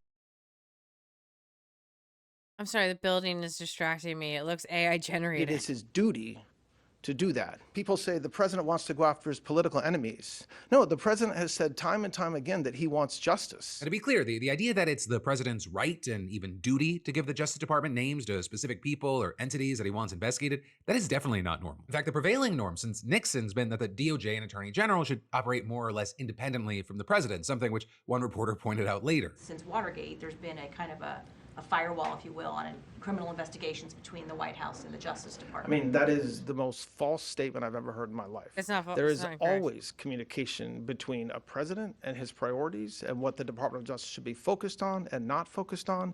That is not a new thing in this administration, although I know it sounds fun to say that it is. So as far as whether we would take a referral from the White House or take a referral from you even, yes. I mean, yes, if somebody knows about fraud, please tell us. And so if the president in the of our White United House, sir. States says, I have heard that there is ongoing fraud in Minneapolis, Minnesota, like any president before him, I hope that the Attorney General would absolutely say, yes, we'll investigate that. So yeah, Trump's former private defense attorney, who just told the president, I love you, is going to be taking direct orders from him on who to investigate. no. And while some reports have suggested that Trump's considering his EPA head Lee Zeldin for his official nominee for AG, in the meantime, it looks like Blanche is here to stay. So I guess we'll have to wait to see whether he does better than Bondi, because, most of the cases that her DOJ brought against Trump's enemies, James Comey, Letitia James, Jerome Powell, several Democratic lawmakers, they've all stalled or fallen apart. Even the probe into whether Yeah. Biden and his aides broke the law by using the auto pen, it ended up going nowhere, with Oh, prosecutors is that quietly why he stopped talking about it?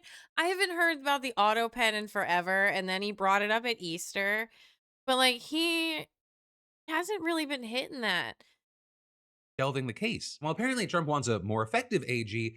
I mean, you had a New York Times analysis, I think, kind of looking at the issue and talking about it pretty well, writing the fault lies in not the shirking weakness of those he is called upon to execute his will, but rather in the impossibility of his request to bring criminal charges against political targets with little to no evidence or legal justification. In fact, when it came to Bondi, you can't say she didn't try. But reportedly in the weeks before her firing, she desperately tried to satisfy Trump by moving against his opponents. We're talking about people including Obama CIA Director John Brennan, as well as another figure that we've got to talk about, Cassidy Hutchinson. She was a top aide to Trump's first-term chief of staff, Mark Meadows, and she gave one of the most explosive testimonies to the January 6th committee. I was in the vicinity of a conversation where I overheard the president say something to the effect of, I don't effing care that they have weapons. They're not here to hurt me. Take the effing mags away. Let my people in. They can march to the Capitol from here. Let the people in. It was also what I'll just call the ketchup incident. I first noticed there was ketchup dripping down the wall, and there's a shattered porcelain plate on the floor. The valet had articulated that the president was extremely angry at the Attorney General's AP interview and had thrown his lunch against the wall. Perhaps most infamously, though, this is one story that's disputed by other testimony. There was this story that she said that she heard secondhand from the Secret Service agents driving Trump's limo. The president said something to the effect of, "I'm the effing president, take me up to the Capitol now." To which Bobby responded, "Sir, we have to go back to the West Wing." The president reached up towards the front of the vehicle to grab at the steering wheel. Mr. Engel grabbed his arm, said, "Sir, you need to take your hand off the steering wheel. We're going back to the West Wing. We're not going to the Capitol." So now reportedly, Trump's DOJ is investigating Hutchinson for lying to Congress, though strangely, that case is being handled by its Civil Rights Division. Because as the name suggests, it's normally focused on systemic civil rights abuses like police misconduct and racial discrimination. Whereas a case like Hutchinson's, alleged perjury in front of Congress, would normally go to the U.S. Attorney's Office in Washington, which is run by Trump loyalist Jeanine Pirro. And she keeps losing grand juries. She has gotten I think out of 8, she's gotten 3 grand juries to agree to an indictment. Like Bondi, has struggled to move cases forward recently. So instead, they're going to civil rights, which is led by another Trump loyalist, Harmeet Dillon. And this, even though reports say that some DOJ officials have been skeptical from the outset about whether there is a viable criminal case to be made at all. But then that's also not where it ends, because this week, Trump announced that they're also looking into whoever leaked the story about the U.S. airman that was missing in Iran. But we have to find that leaker, because that's a sick person. Which, not the most outrageous thing. The government often goes after leakers. But then you had Trump explaining how they're going to do it, and that's when all the First Amendment lawyers' ears perked up. So whoever it was, we think we'll be able to find it out, because we're going to go to the media company that released it, and we're going to say, national security, give it up or go to jail. The person that did the story will go to jail if he doesn't say. And you had the White House later confirming that an investigation is underway, and Todd Blanche explaining that this is going to be standard policy for the Trump administration. To the extent that we have seen a series of leaks that necessarily involve classified information and putting the lives of our soldiers at risk, or the lives of agents at risk, that is something that we will always investigate. And we will investigate if it means sending a subpoena to the reporter. That's exactly what we should do, and that's exactly what we will be doing. Now, this isn't totally out of the blue, right? Last year, Trump's DOJ rescinded a Biden-era policy that safeguarded journalists from subpoenas during leak investigations. And then remember, in January, the FBI raided a Washington Post reporter's home and seized her devices, though a federal judge in February blocked the government from actually searching them. But still, reporters and free press advocates warn that this kind of thing, if not outright illegal, is at the very least deeply illiberal. Because if the government, they can compel journalists to give up their sources, then sources are going to stop going to journalists with information. And so with that, you had Bruce Brown, president of the Reporters Committee for Freedom of the Press, telling NPR, some of the most consequential reporting in U.S. history, from Watergate to warrantless wiretapping after 9/11, was and continues to be made possible because reporters have been able to protect the identities of confidential sources and uncover and report stories that matter to people across the political spectrum. But that, my friend, you beautiful bastard, is the end of today's Wednesday Philip DeFranco show, but not the— Yeah, you gotta keep your sources safe. It reminds me of how they went after WikiLeaks guy.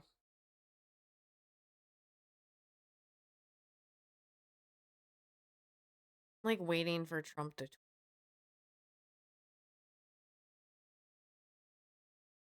I knew it. I knew it would happen soon. I said it would happen soon. NATO wasn't there when we needed them, and they won't be there if we need them again. Remember Greenland, that big, poorly run piece of ice. He's back on the Greenland train, everybody. Oh, God, I can't wait. Tomorrow's Thursday. There'll probably be some kind of news story that breaks again. I was talking about it with somebody, and I was like, if he pulls out of NATO, the articles, and the agreement and the treaty doesn't apply to us anymore. So, they wouldn't help us. And, Article 5 would just be gonzo. So, I don't... ugh.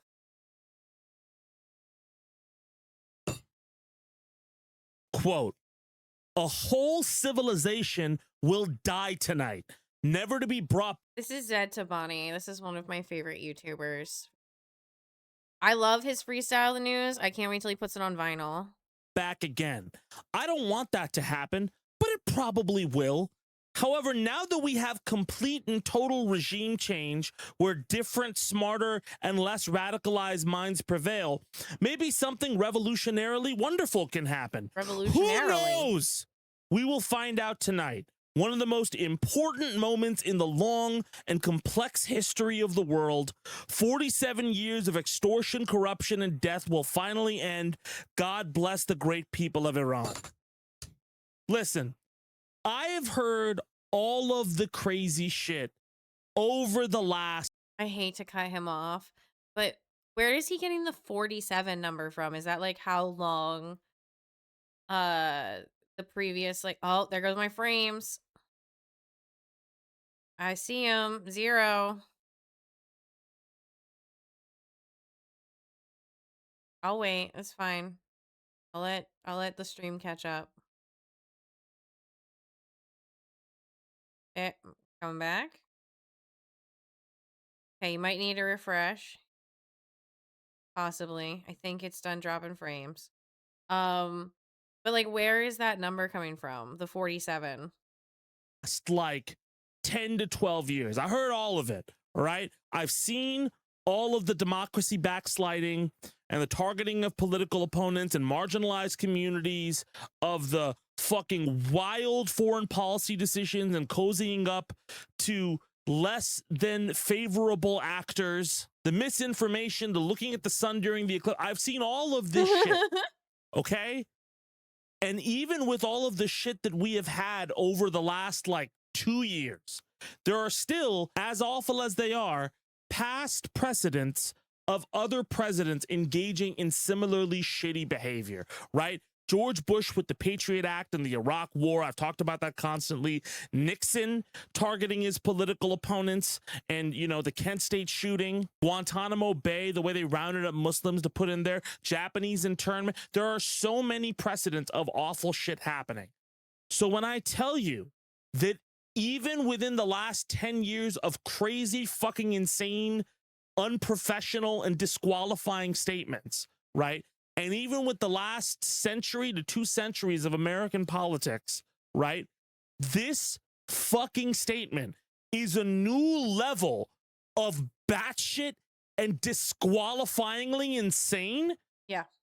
You should understand the gravity of that. It is not like it's a secret that Donald Trump has been fucking needling at Iran over this fucking 8 p.m. deadline, right? He put out that tweet the other day, praise be to Allah, somehow being sarcastic and mocking Muslims, but at the same time levying more threats against Iran. This statement, however, is brazenly dangerous and incredibly damaging to the United States foreign policy. I'm also so fucking tired of people acting like optics don't matter. I cannot tell, like, listen, all of our foreign policy. Optics don't necessarily matter entirely to Trump, but optics matter to everyone else and how we are perceived by other countries. We no longer look like the big bad, you know, giant taking over the world. We are like, is this what like a paper tiger is? To some extent relies on brand equity. And of course, everybody can point to the genocide of the Native Americans or all the other awful regime change shit the U.S. has done over the last fucking forever. Okay? It's Well, and here's the thing. I think instead of necessarily laughing at us, I think they need to be concerned and start removing America from their countries. You know, America has over 800 military bases around the world. That's like 2 in every country, maybe more. There's no reason for that. Get them out. Like, you're literally just allowing yourself to be occupied by a foreign nation that is willing to go to war with you for whatever they want or need, including regime change. Like, I would not be surprised if Trump's gonna try to go after, like, the Danish the way he went after Iran. Okay? Iran.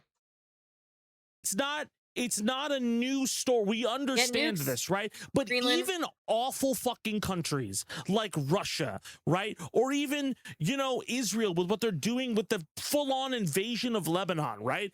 Even they have some parsing fucking story to try to cover their bullshit. And the reason they frame their positioning like that gives them soft power on the global stage. It positions them in a certain way, and it is what affects trade treaties. It is what affects global, you know, stability. Like, I can't tell you, there are actual tangible things like the United States and the way it presents itself as effects. For the longest time, it's presented itself as a military superpower, and we're the guys who fucking did World War II and yeah, like that's really it. Like, everybody's like, they did World War II, so we have to believe them, and they were our allies, and they helped us out like this, like, twice. And also, we get all of our weapons from them. But, like, also, like, it's kind of a lie. The sooner other countries realize it, like, the better. There's another point I was gonna make, but it escaped. stopped the Nazis, and we're also the entertainment and media and tech. Taiwan's actually meeting with China this week. Like the I don't think it's a prime minister. Whatever that position is, like top is, they're gonna meet with Xi this week. Technology capital of the world. We are the commerce capital of culture. We're the cultural capital of everything. You like anime? Well, we make the anime live actions, right? You like Marvel Comics? Well, we make the Avengers. You like bombs? We make bombs. You like social media? Well, copy everything we have or take what we have. Obviously, other countries offer different things, but the U.S. has framed itself like that, right? Carry a big stick, right? But speak as like the guy who thinks he's Superman. Everybody wants to be American when you don't live in America. Everybody wants American cars and clothes. Like, well, not everybody, but there's like, it is like a thing. Like, there's people in foreign countries that are like, I like following American trends. And like, we are like trendsetters. Now, that trend setting is rooted in Black culture and people of color culture, where they're able to like, they just wear like the sickest, coolest clothes, and then white people steal it, and then the rest of the world takes it for some reason. When you reframe the United States politics on the global stage, and yes, by the way, before we could continue, I am well aware, again, like I said before, of the destructive like history of the United States, right? But when you frame globally your own image of yourself as a destroyer to the rest of the fucking world, you open up so much damage to all U.S. foreign policy and trade deals and everything else that it's very hard to walk back. Other people have said this is an open call to genocide. Even Israel lied a little bit with what they said when they were going into Palestine and all these other places. This is an open call for the destruction of civilian infrastructure. Do you understand? What did you expect? Shut the fuck up for 10 seconds. Obviously, I know Donald Trump is crazy, but even within this, it's a new level. And you have to understand what line has been broken. Let's go through what happened yesterday. Donald Trump tweets this shit out.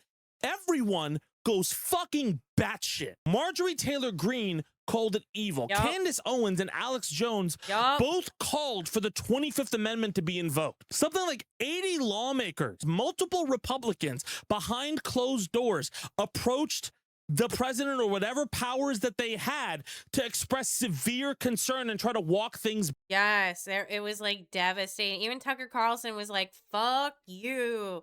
It's wild. Back. By the way, in terms of a reasonable peace proposal, before I fucking hear anybody go, but it isn't that wild when you consider that like Tucker Carlson has always been at the forefront of the grift. Like he is the art of the grifter.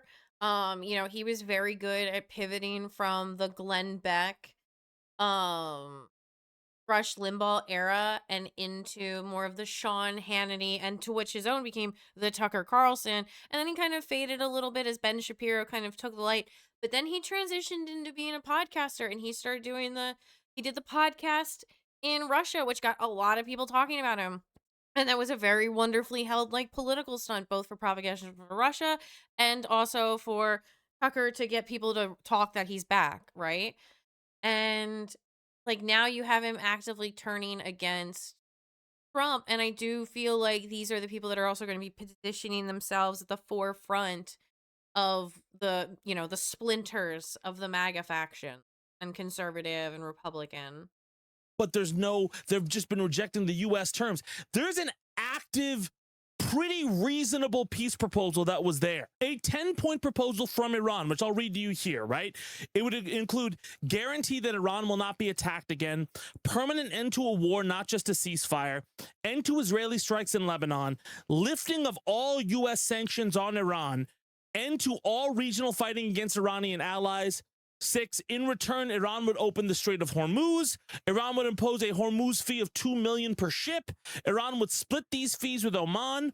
Iran to provide rules for safe passage through Hormuz. Iran to use Hormuz fees for reconstruction instead of reparations. Now, again, in the middle of this fucking chaos where literally nobody knew what the fuck was going on, everyone globally was on high fucking alert from a stupid fucking Truth Social post. European officials met trying to figure out what the fuck is going to happen. The consensus they came away with was that Trump was probably going to back down.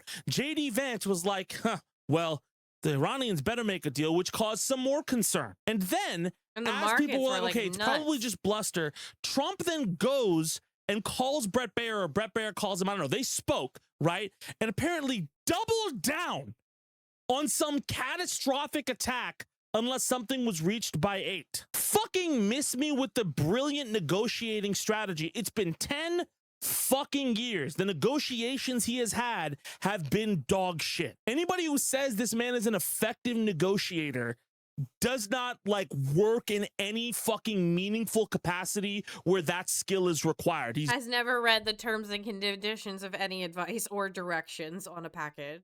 Dog ass at it. This is a bad fucking strategy. After that, everyone came out of the woodwork. Fucking Ben Stiller, the Pope, Italian Prime Minister Giorgia Meloni, right? Who's one of Trump's closest allies, saying it is crucial to clearly distinguish between the responsibilities of a regime and the fate of ordinary citizens. And then at 3 p.m. She doesn't like Trump, though. I've gone on record for this a lot. There are multiple times where she just cannot stand him. Like, she tolerates him the same way, you tolerate, I don't know. She's a fascist. He's doing fascism. She wants the fascist allies and the power of the Americans behind her, but she can't stand Donald Trump. That's the best way I can describe it. PM, right? Pakistani Prime Minister Shehbaz Sharif publicly called on Trump to extend his ultimatum to 2 more weeks and back a ceasefire deal. Trump finally, just an hour and some change before all this went down, right? Statement agreeing to a 2-week ceasefire over a new 10. Well, and people were also reporting that there were B-2s and B-52s on their way.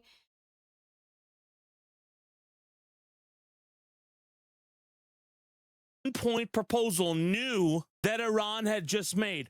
Oh, wow. Did you just fucking open your phone? Again, this is fucking serious, right? Framing yourself as a country that is a destroyer, right, changes the people who will do business with you and changes how much people will offer to do business with you. There's only so far intimidation gets you. You're not going to be able to bounce back from this. This is not something where trade partners are going to be like, oh, new guy in charge. It's you don't know how American policy works anymore because of what's happened. And until America sorts itself out and shows that it's reliable again, I don't think it's going to get a seat at the table like it had before. People in government and in all of these positions of power want ease of access. Do you understand? They don't want friction. When you are creating, if you're somebody, if you need a loan, where are you going to go? To a bank? Or to the fucking loan shark who deals drugs on the side? Despite what a lot of movies will tell you, most people will go to the bank, and when the bank denies them, they'll just work on their credit until they can get the loan. You don't want to deliberately go to the guy who's going to raise the fucking interest on you without telling you and then stab you in the chest. Don't fucking yap at me about this. This shit has always had consequences, right?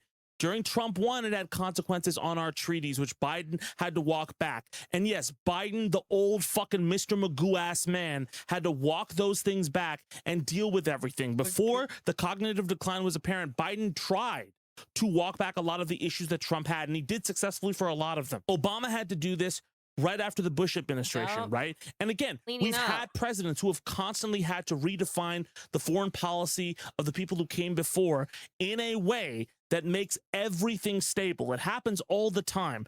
Lula had to do it after he won the election in Brazil. But the more I say that this stuff and the damage here is not permanent, there are lasting, real ramifications to this fucking Truth Social post. It locks us into a framework of strongmen with China and Russia, right? Who's to say that Russia doesn't try to call our bluff and create this narrative if we get a president who's not as crazy as Trump next? Who's to say that Russia goes, oh, they've lost their strength. They gain soft power in that gap. Who's to say other allies in Europe or in Japan or anywhere else try to reposition themselves as this stable actor on the global stage? Because that has a big part. I'm so fucking tired of so many people ignoring the optics of situations when dictators and fascists specifically use optics to destroy like leftist ideas or progressive idea or any sort of change that will help anything.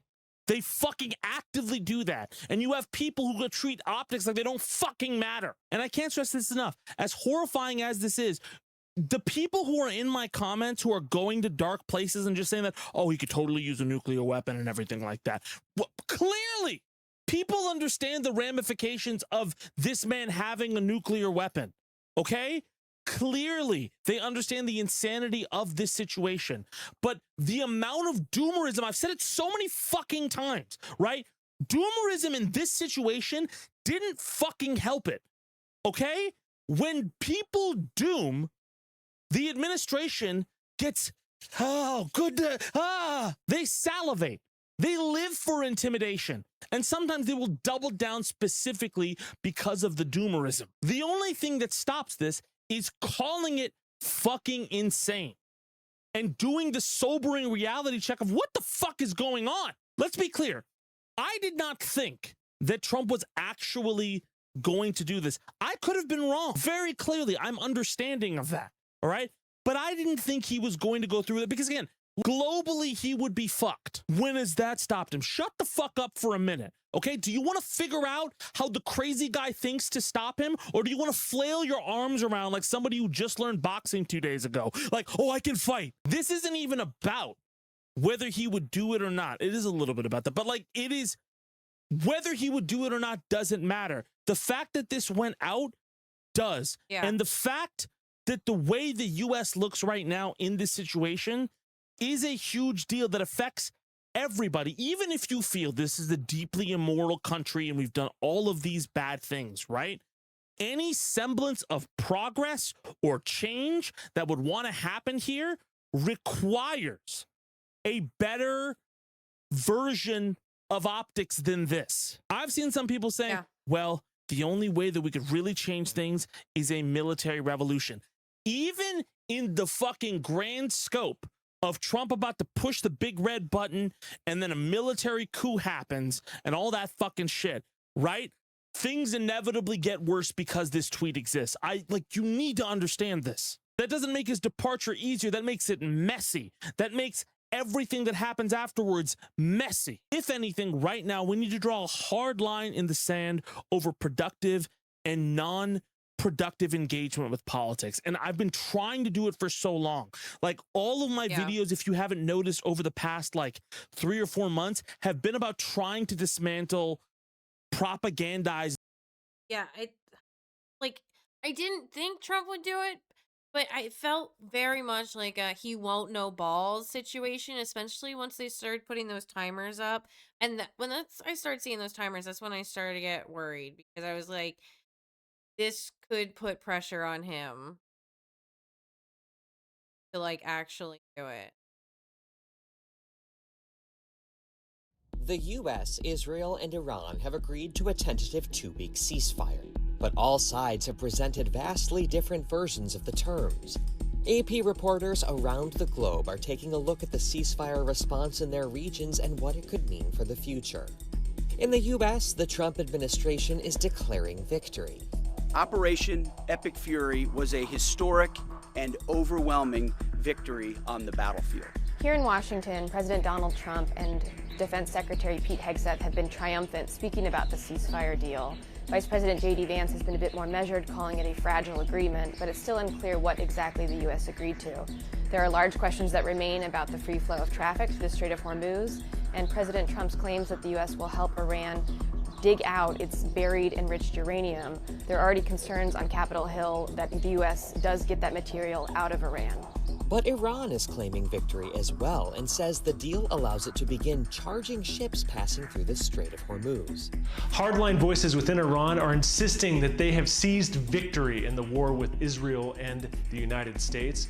And that's in part because they now control the Strait of Hormuz, the narrow mouth of the Persian Gulf through which about 20% of all natural gas and oil traded passes in peacetime. And they are planning to try to institute a toll booth system that would upend decades of the strait being open for international traffic.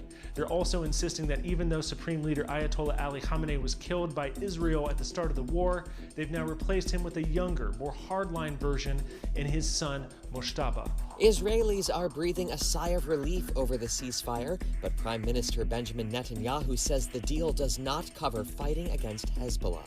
At the outset of this war, Prime Minister Benjamin Netanyahu talked about removing the threat of Iran's ballistic missiles. He talked of destroying its nuclear program and ending its support for hostile proxy groups.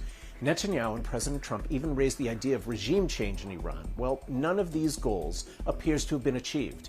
And in the case of the proxies, Israel is now locked in heavy fighting with Hezbollah militants in southern Lebanon and looking at an open-ended military occupation of the southern part. Really, what I think is happening is Israel is attacking Lebanon and then just saying the bad guys are there. That country.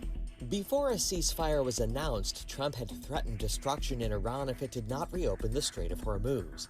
Asked again about Trump's threat to annihilate Iranian civilization, Press Secretary Caroline Leavitt defended it as a, quote, very strong threat that led to results.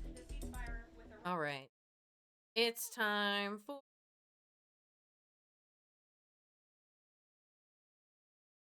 Maxima.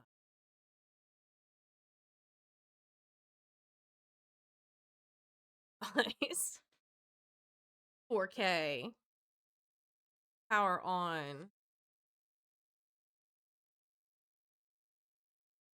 Oh. Dun, dun. Category.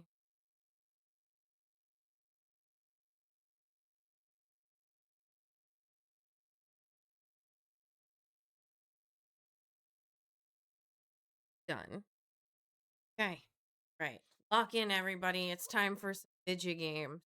God, I sound like I think Epic Fury is a cool name for a battle strategy.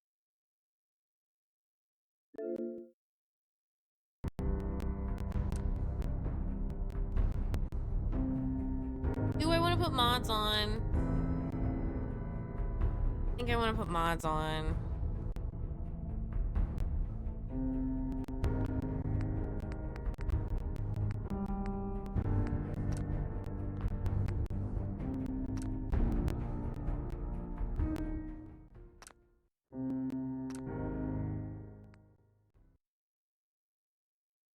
Gotta love it.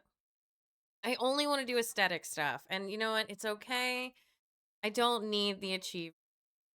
Souvenirs from the Mojave. Oh, wait, that costs credits? I have 100 credits. It's 400 credits. Fuck off. I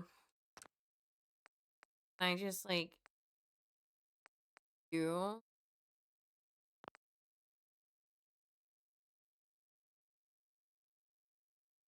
Load order. Okay. Fallout 4 patch. You on True Storms. Always put that on. Wasteland Workshop. Yes. Do It Yourself. One of my all-time favorites. Scrap.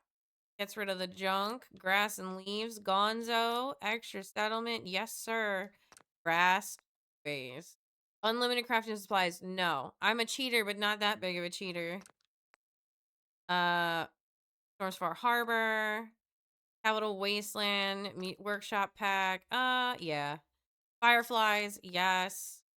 Exotic lights. Maybe not. Clean water. Yes. I don't need hair. Okay.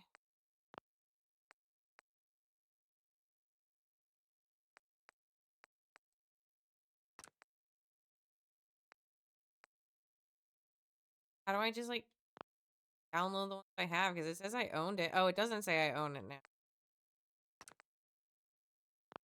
That's weird.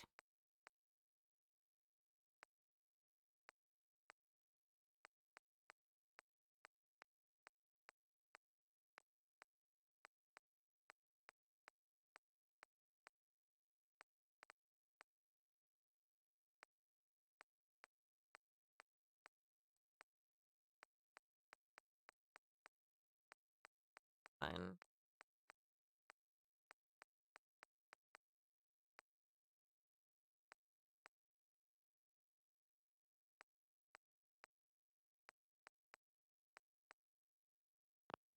Ah.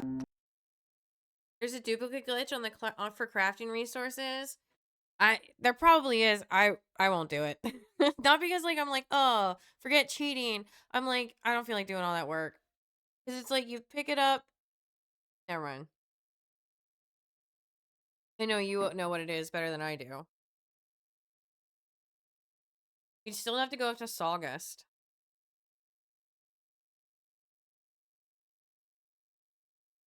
Don't want to though, because that's where the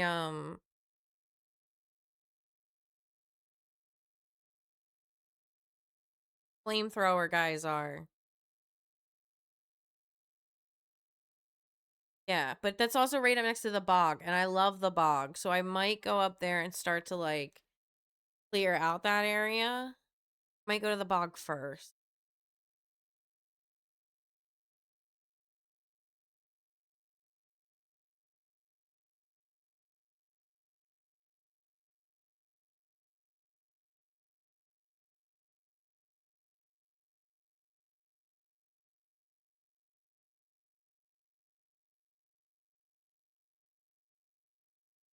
It broken? No, the little thing's still moving in the corner.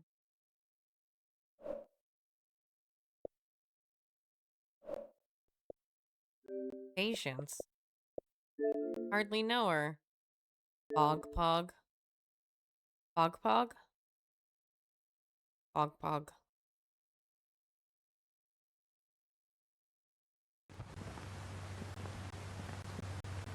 Free me from this starting screen.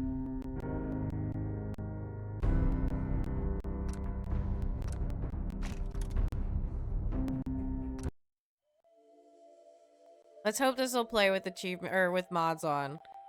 I don't know if it will.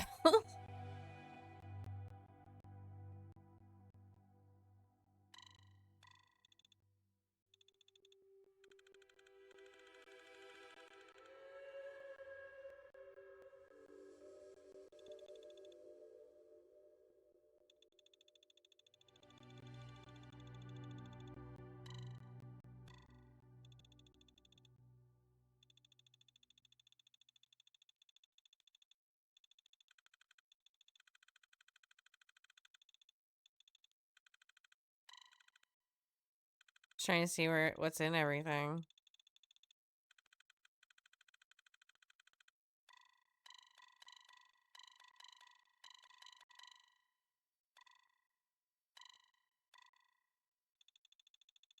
Oh, there it goes. Oh my goodness! It looks so pretty! Oh, this looks so much better! Okay, not that though. But bring my sign back, please.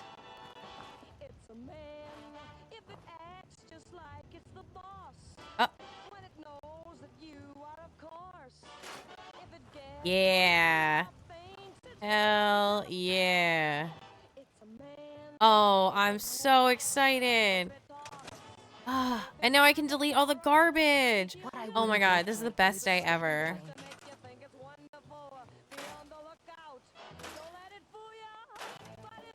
I should have just started with mods.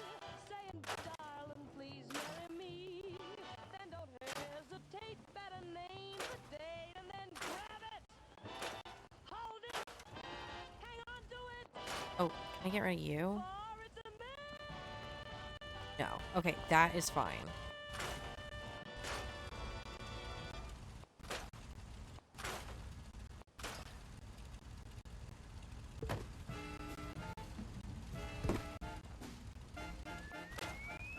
I do have to stop every now and then and save.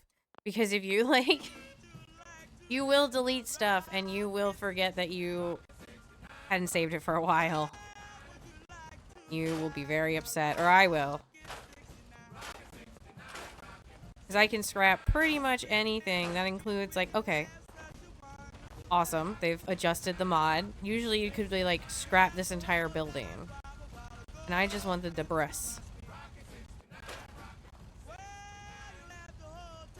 I didn't even put the.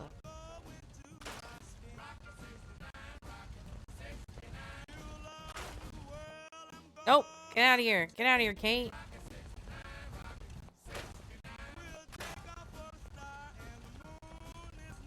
I know they say Fallout is an action-adventure game, but really it's just Animal Crossing with guns.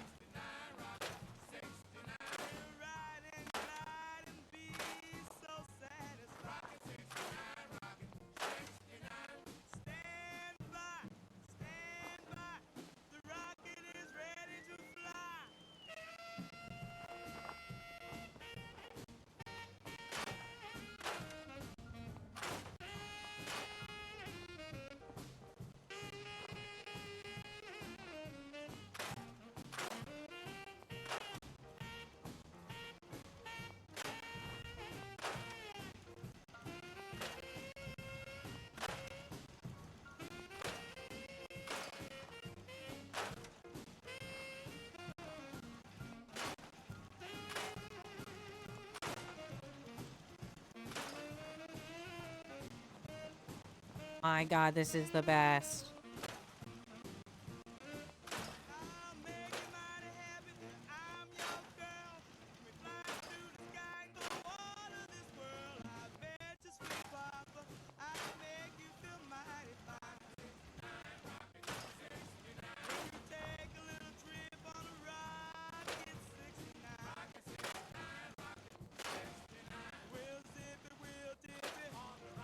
I'm gonna be able to properly fit the tables. This is the best.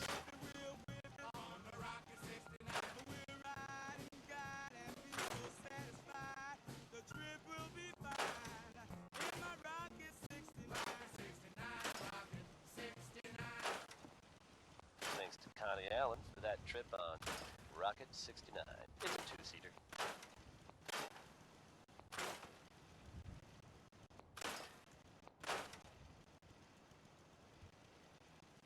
Non-stop music and all the latest news.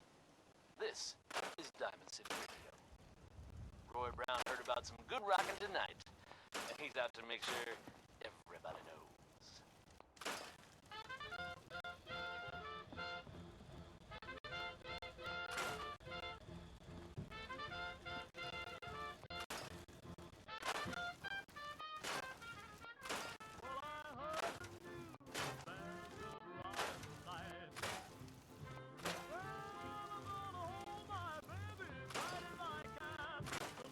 That. Oh.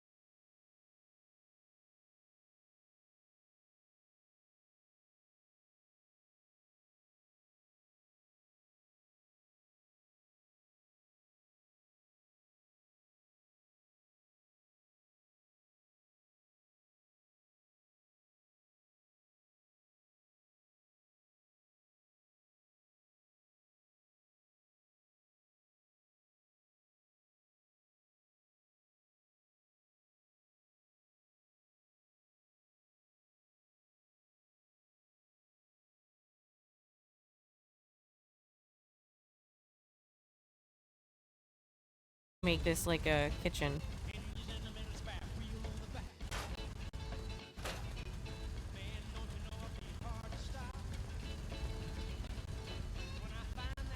Oh, that's the floor.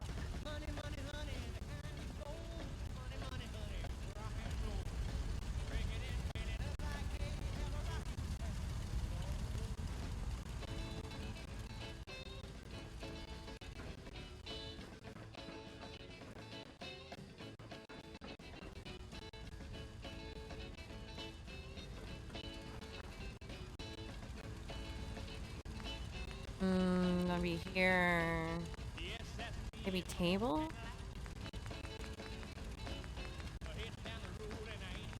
I should have them from the Wasteland mods or the do-it-yourself. Although do-it-yourself might be its own category.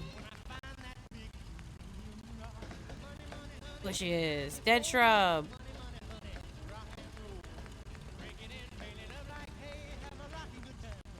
Oh, I can plant flowers. Oh, that sounds lovely. Yes! Yes!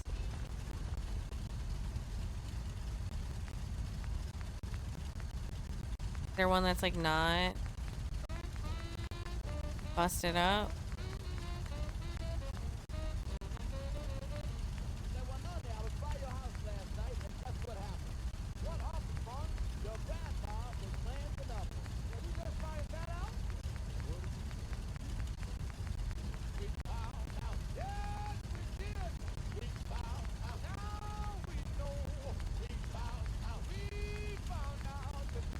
Ah, out of Wasteland?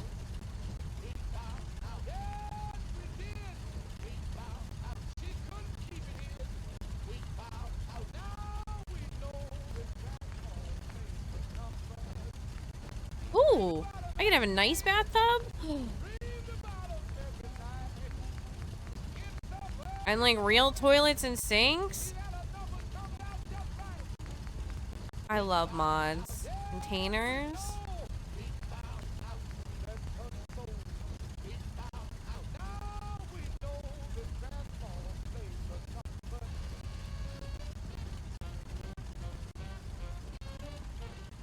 Okay, this is tiny. I can't get rid of the frames. Boo.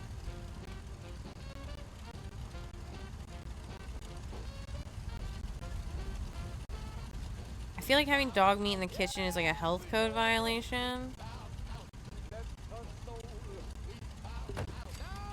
But we'll deal with that later. I need something small that's gonna go like right here. Only if it's undercooked.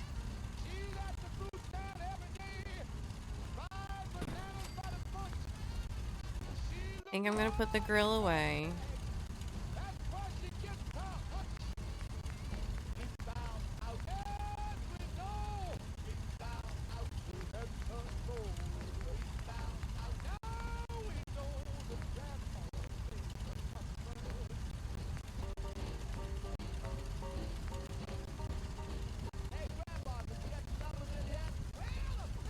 Oh.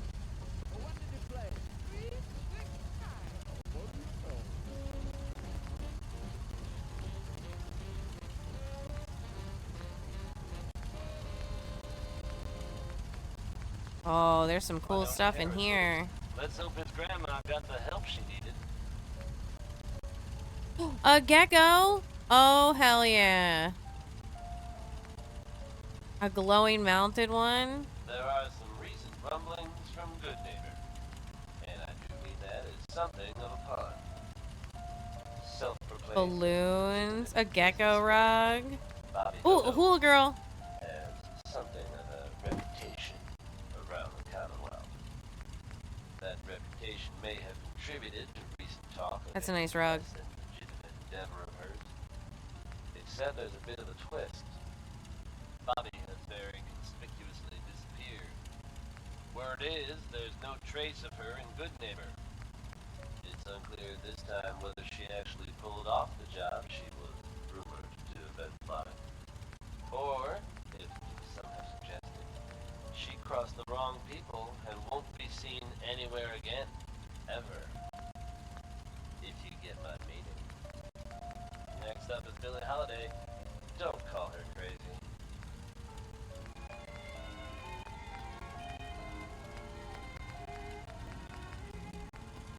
Can't find Do It Yourself.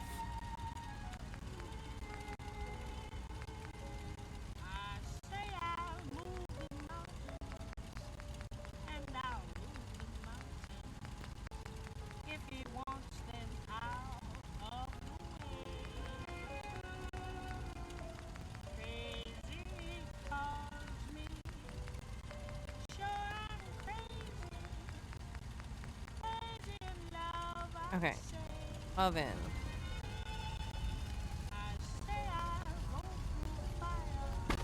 Fridge has gotta go somewhere else. I don't know where right now.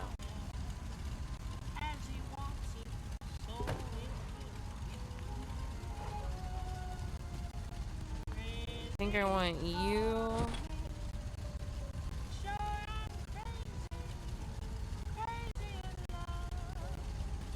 So hard because like I'm trying to both keep it up to like code and like make sure I put all the right shit in, you know?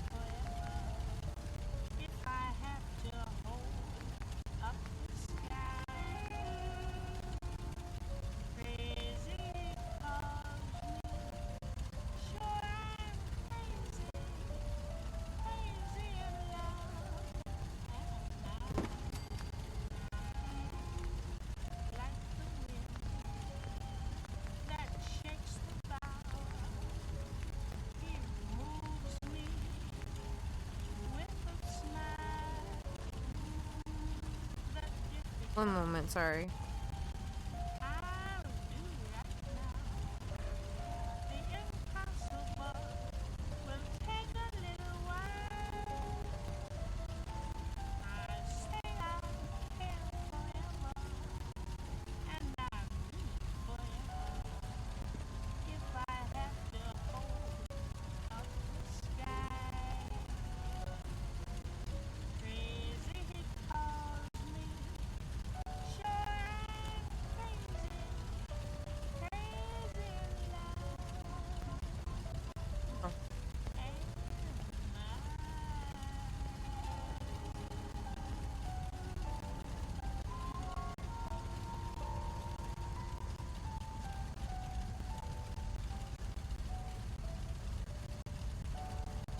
Where'd that stove go?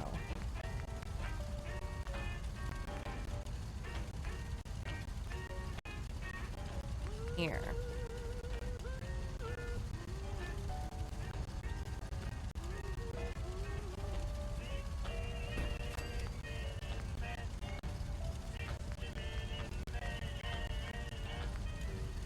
None of this seems safe.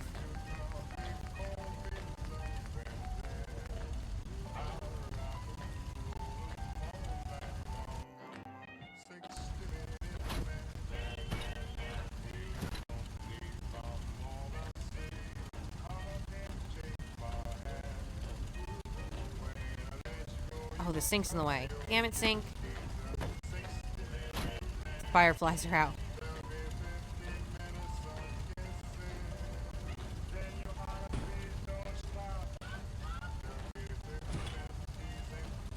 Do it just like Animal Crossing.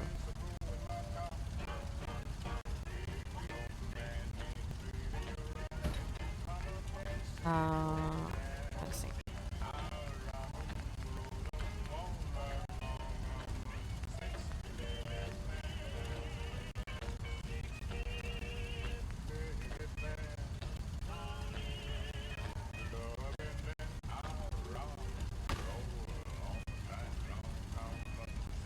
Dog meat, move.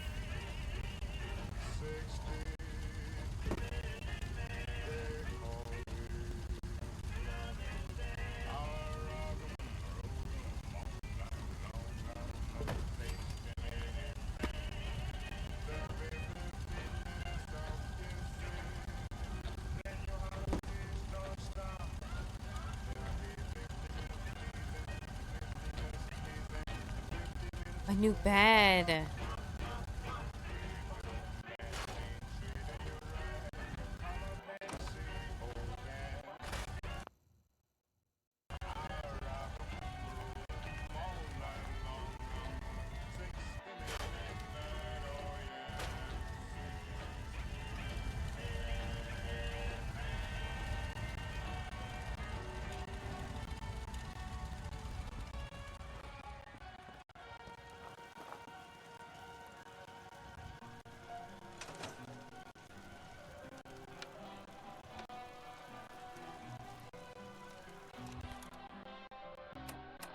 Where is that music coming from?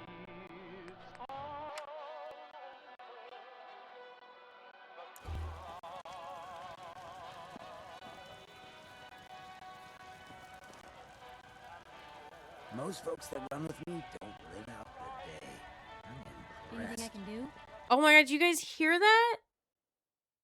There's like the dun dun dun dun dun dun dun dun, and then there's like also I turned my radio off and Diamond City is still playing. Say the word.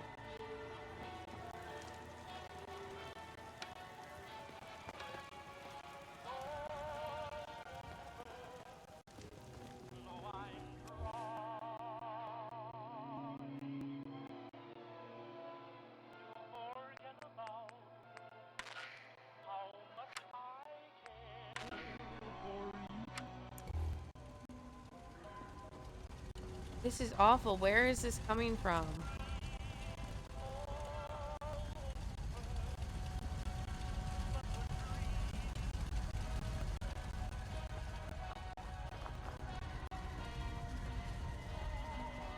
Like loudest like over here.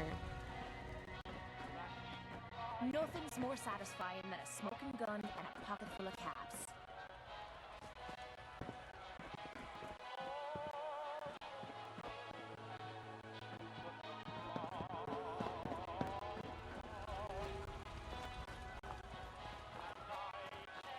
What you need? I feel like a fucking crazy person. Plenty of folks want to make life hard for people just trying to survive. I'm not willing to stand for that kind of shit.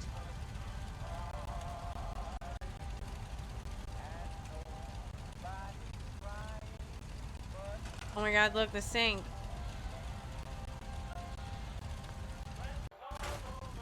God, why is it?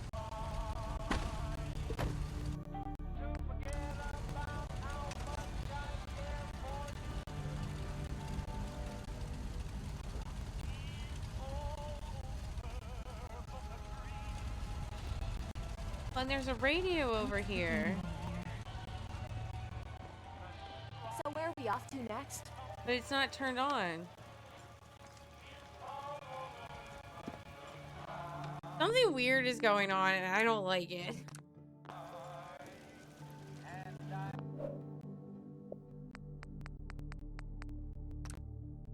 I don't like that there's like 3 different layers of music happening. That's fucking weird.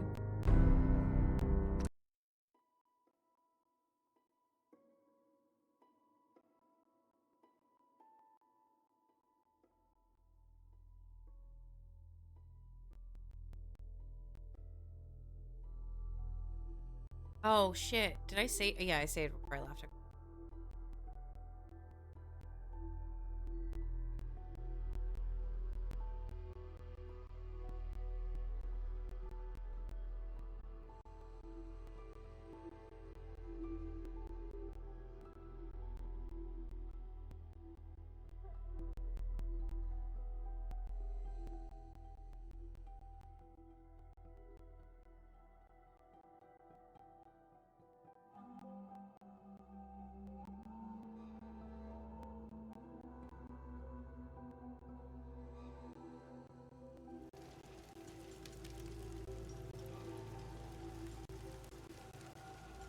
I don't ask for much. Just need a full bottle and some bones to break.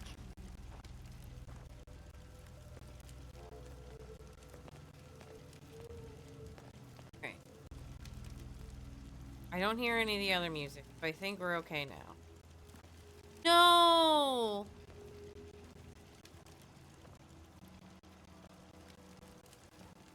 all the trash I picked Most folks up. that run with me don't live out the day. I'm impressed. Maybe constantly trying to kill us, but the Commonwealth never lacks for excitement. Well, I'm just gonna put a bed down.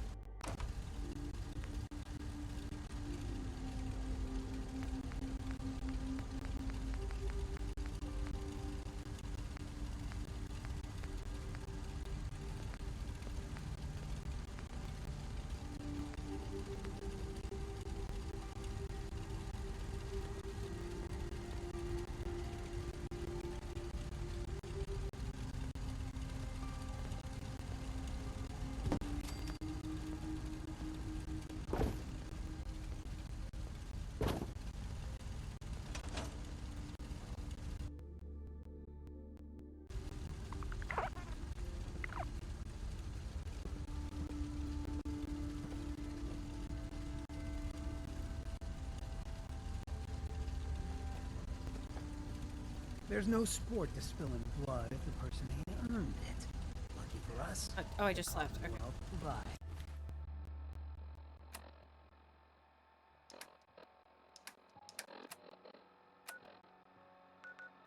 I need to go. Well, I guess it's like.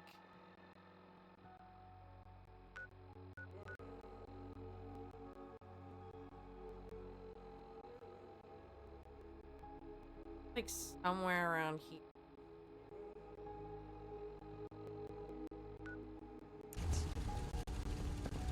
Nights like this.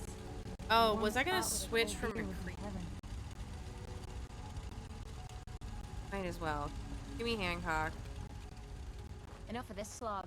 Just Where's pull that yourself to the sexy nearest water. tricorned bastard? Hey, Hancock. Look who it is. We heading out again? Let's do it. Done.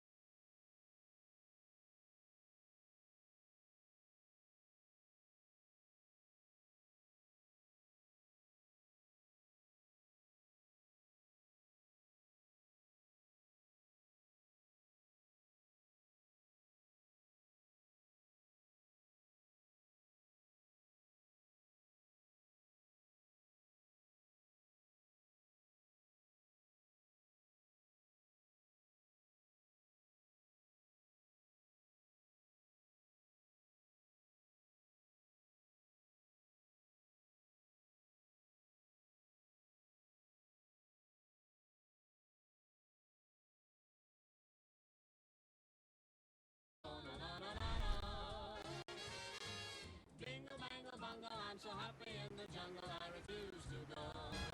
Don't want no jailhouse. Shotgun. Fish hooks. Golf club. I got my spears. I'll stay right here. You saw that, right? There you are. Oh, too high. So I think I'll stay where I Look, am. hold yourself pretty well, brother. Sorry, pal.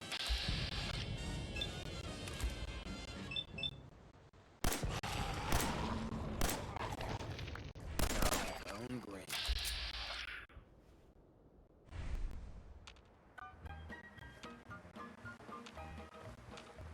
Well, I don't know, but I've been told uranium ore is worth more than gold. So, McCad, I bought me a Jeep. I got that bug, and I can't sleep. Uranium fever, it's running, got me down. Uranium fever, it's spreading all around. With a Geiger counter in my hand, I'm going out to take me some government land. Fever has gone and got me down. Well, I had a talk with the AEC and they brought out some maps that looked good to me. And one showed me a spot he said he knowed. So I straddled my Jeep and headed down the road. I reckon I drove about 100 miles down a bumpy road out through the wilds. When all of a sudden I bounced to a stop at the foot of a mountain. Oh, I was like, there's a train there. Uranium fever is spreading all around. With a Geiger counter in my hand, I'm going out to take me some government land. Uranium fever has done and got me down. Well, I took my Geiger and I started to climb right up to the top where I thought I'd find. Could you practice? Well, they tried. I guess you could call that trying. Oh, I need... That I heard that day was the bones in my back that had gone astray. Uranium fever has done and got me down. Uranium fever, it's spreading all around. With a Geiger counter in my hand, I'm going out to stake me some government land. Uranium fever has done and got me down. Well, you pack up your things, you head out again into some unknown spot where nobody's been. You reach the spot where your fortune lies. You find it's been staked by 17 other guys. Well, I ain't kidding, I ain't gonna quit. That bug's done caught me and I've been bit. So with a Geiger counter and a pick in my hand, I'll keep right on staking that government land. Uranium fever has done and got me down. Uranium fever is spreading all around. With a Geiger counter in my hand, I'm going out to stake me some government land. Oh, wow.